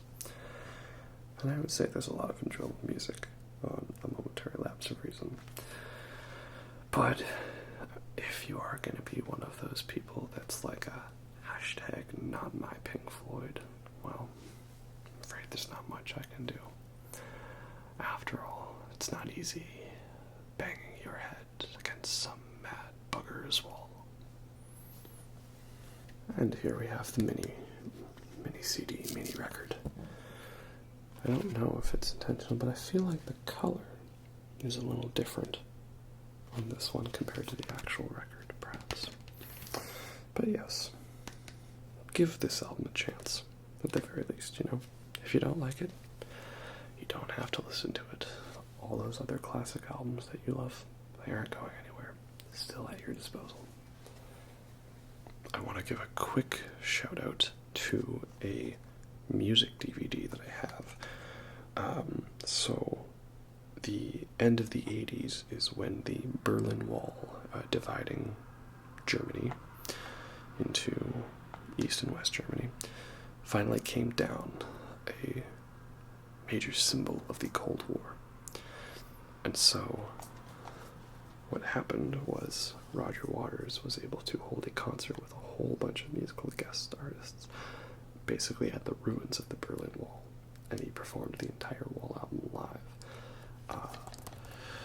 Definitely give this a shot if you're a fan of the Wall album. There's a whole bunch of musical guests like Bryan Adams, the band, Thomas Dolby, Cyndi Lauper, Joni Mitchell, Van Morrison, Sinead O'Connor, and the Scorpions. And they have a bunch of actors playing like the parts of the characters throughout the show. It's pretty crazy for how much production they managed to pack into a concert, you know. So I would definitely check this out, you know, if you haven't seen footage of this already. Of course, it's also worth checking out just any live performance of The Wall, whether it's Pink Floyd the band, Roger Waters solo, his more recent tours for The Wall concerts.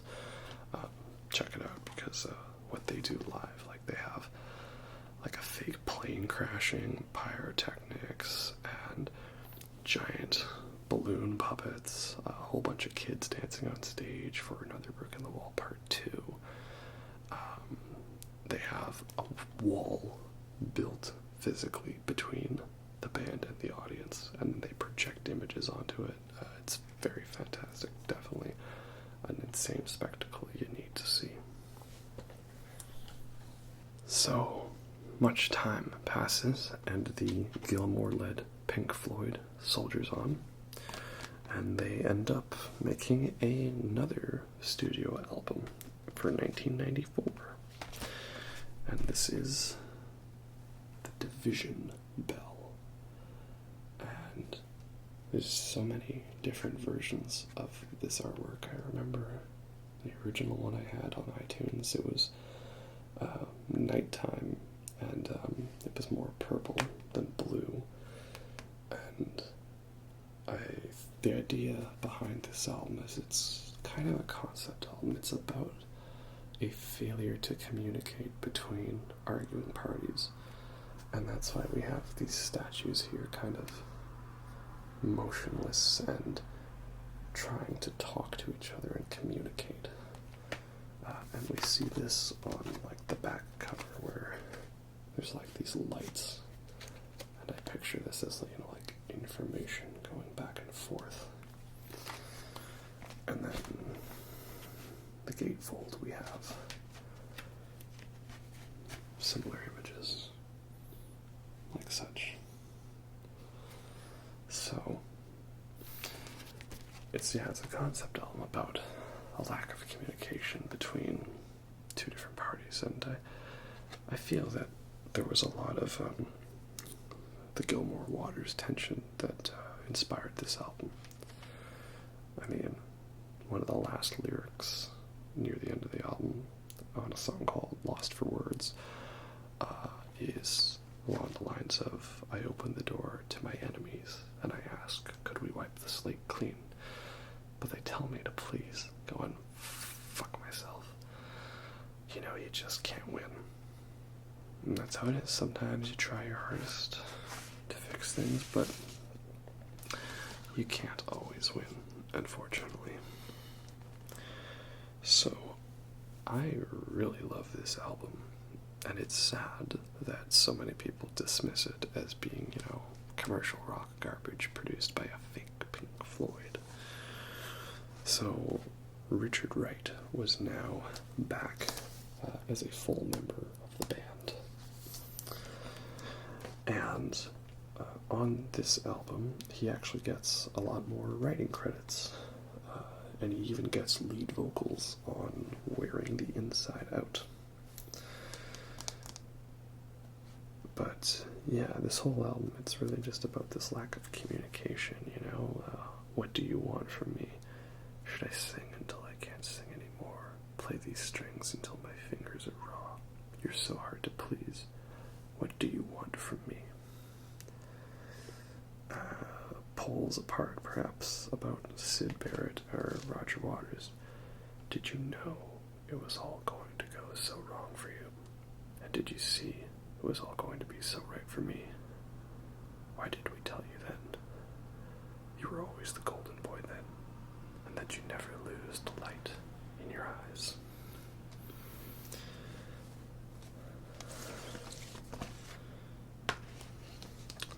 Lots of more lovely photos of the statues here. I swear, despite all these photos, it doesn't seem to have the one that I remember having as my iTunes artwork. And perhaps it's just unofficial, right? But I'm sure there's probably hundreds of different demos. This.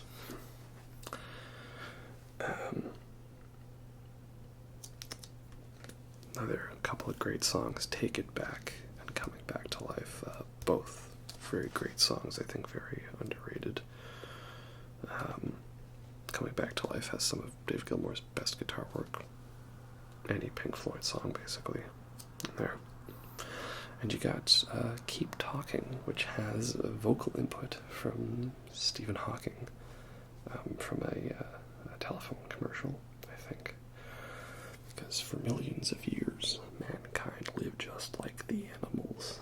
Then something happened which unleashed the power of our imagination. We learned to talk. And there's this interesting picture here. This beach. I don't know if it's the same one, but any of you seen Under the Skin with Scarlett Johansson? It makes me think of the beach scene in that movie. If you've seen the movie, you know what I mean. You should go check it out. It's great.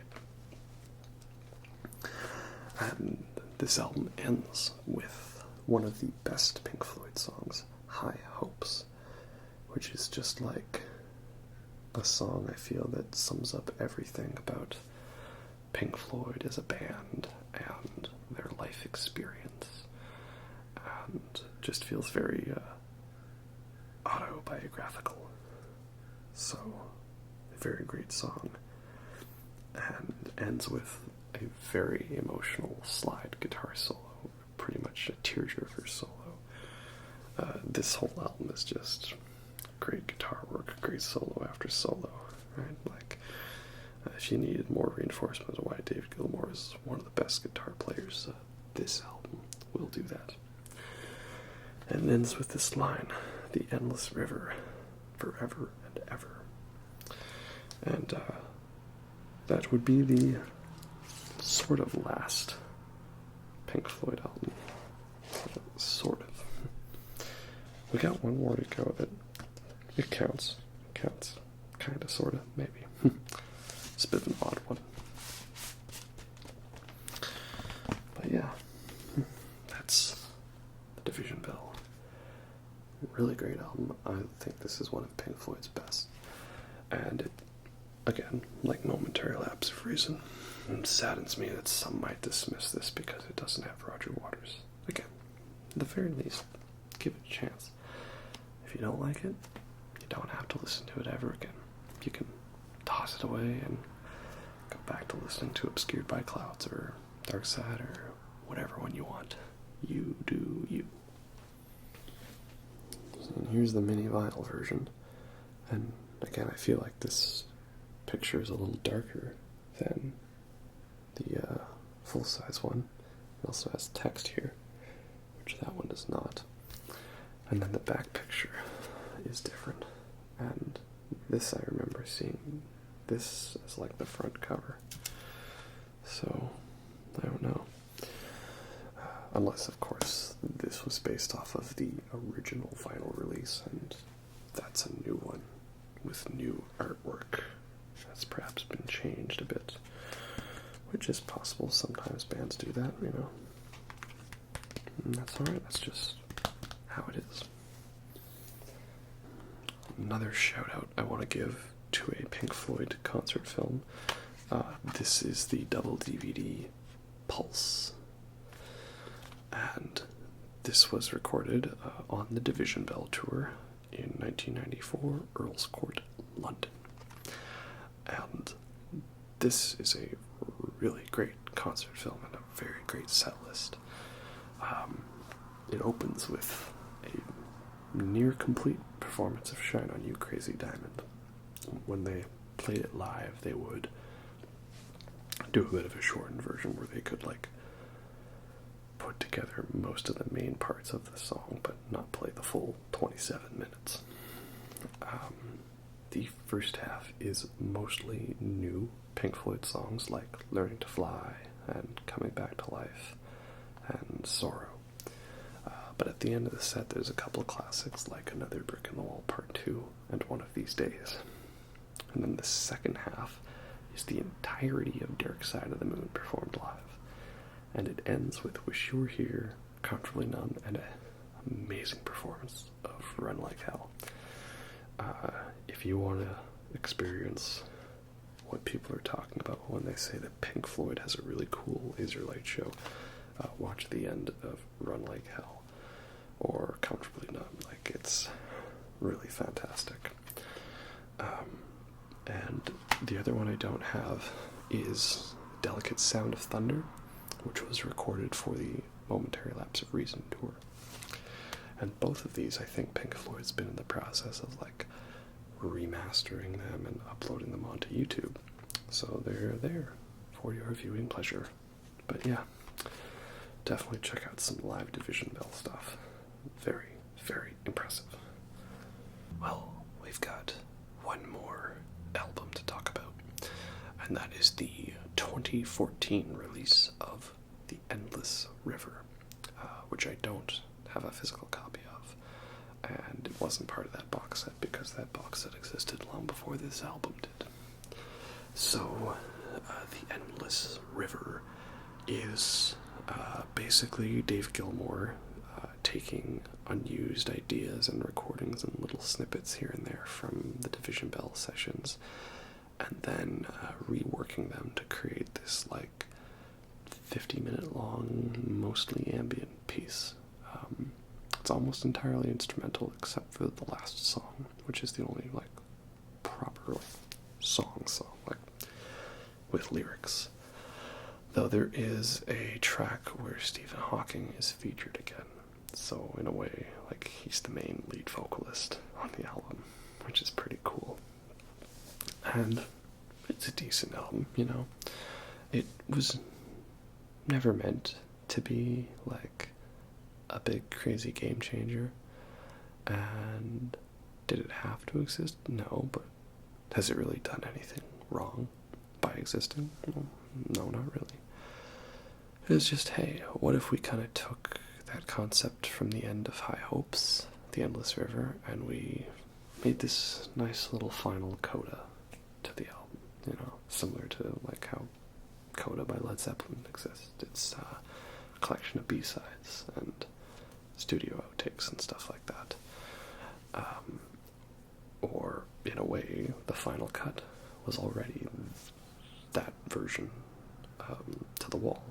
The Endless River to Division Bell is final cut to the wall, taking the unused ideas and making a little new piece out of it.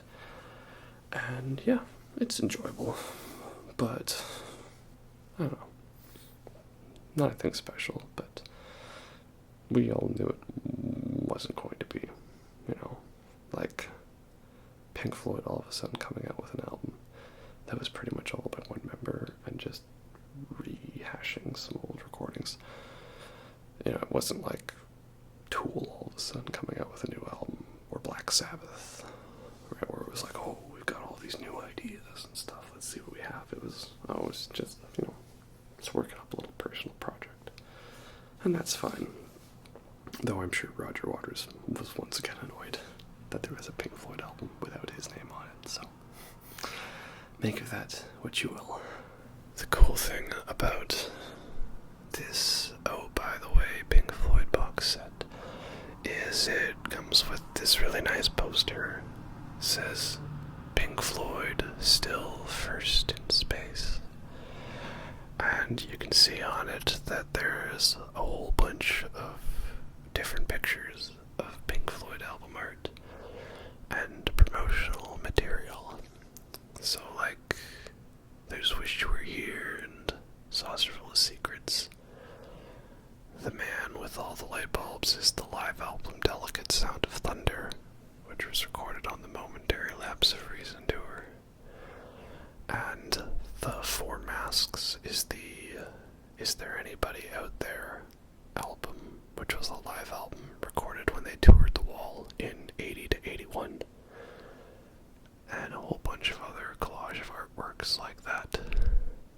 It's a pretty cool poster, and I'm glad I could finally get it all displayed with all the other ones. So, where do we find ourselves today? Well, Roger Waters has done many tours, very large scale, like the Wall tour and the Us and Them tour. I got to see the Wall tour twice. It was one of the greatest shows I've ever seen. It's fantastic. And David Gilmour is still doing the occasional little thing here and there. He did a new version of Live at Pompeii, only this one was with a proper audience and everything. And it was basically proving, yeah, he can still totally nail that Comfortably Numb solo, But other than that, that's kind of where we are, Roger Waters, he had a solo album, 2017. What was it called again? Is This the Life We Really Want? With songs like The Last Refugee and Deja Vu. That was a good album. I actually thoroughly enjoyed it, It definitely sounds like a Roger Waters album, but it was good. So, yeah. Don't know what the future brings, but it's just a little sad that that Dave and Roger just occasionally keep having fights. Like, Roger was removed from having control over the Pink Floyd Facebook page, I guess, and so that annoyed him, you know. And yeah, that's how it is. The last time we had a Pink Floyd concert was 2005, the Live 8 Earl's Court show, I think it was, where they were part of a larger act and they did a single set, small little thing. That was that. Richard Wright died a little while ago, so no chance of that there. I don't really know what Nick Mason is up to. We'll see. But regardless of where we are now, we have an amazing legacy to look back on.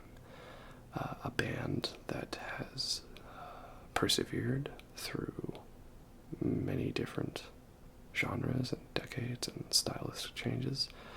A band who has really revolutionized the way albums are made and had such a huge influence on everything. And they were a big influence on my life too. I remember late middle school was when I started getting into Pink Floyd, because I'd heard about this Pink Floyd band, and they seemed a little scary at first. Like, there's this artwork with this screaming face and like this weird synth sounds, and this guy's on fire. Like, what is this crazy music, But I really was hooked instantly, and give me a 23-minute long song, and I'm just all about that. Like, okay, more of that, please. So, yeah, that's pretty much all I have to say about Pink Floyd.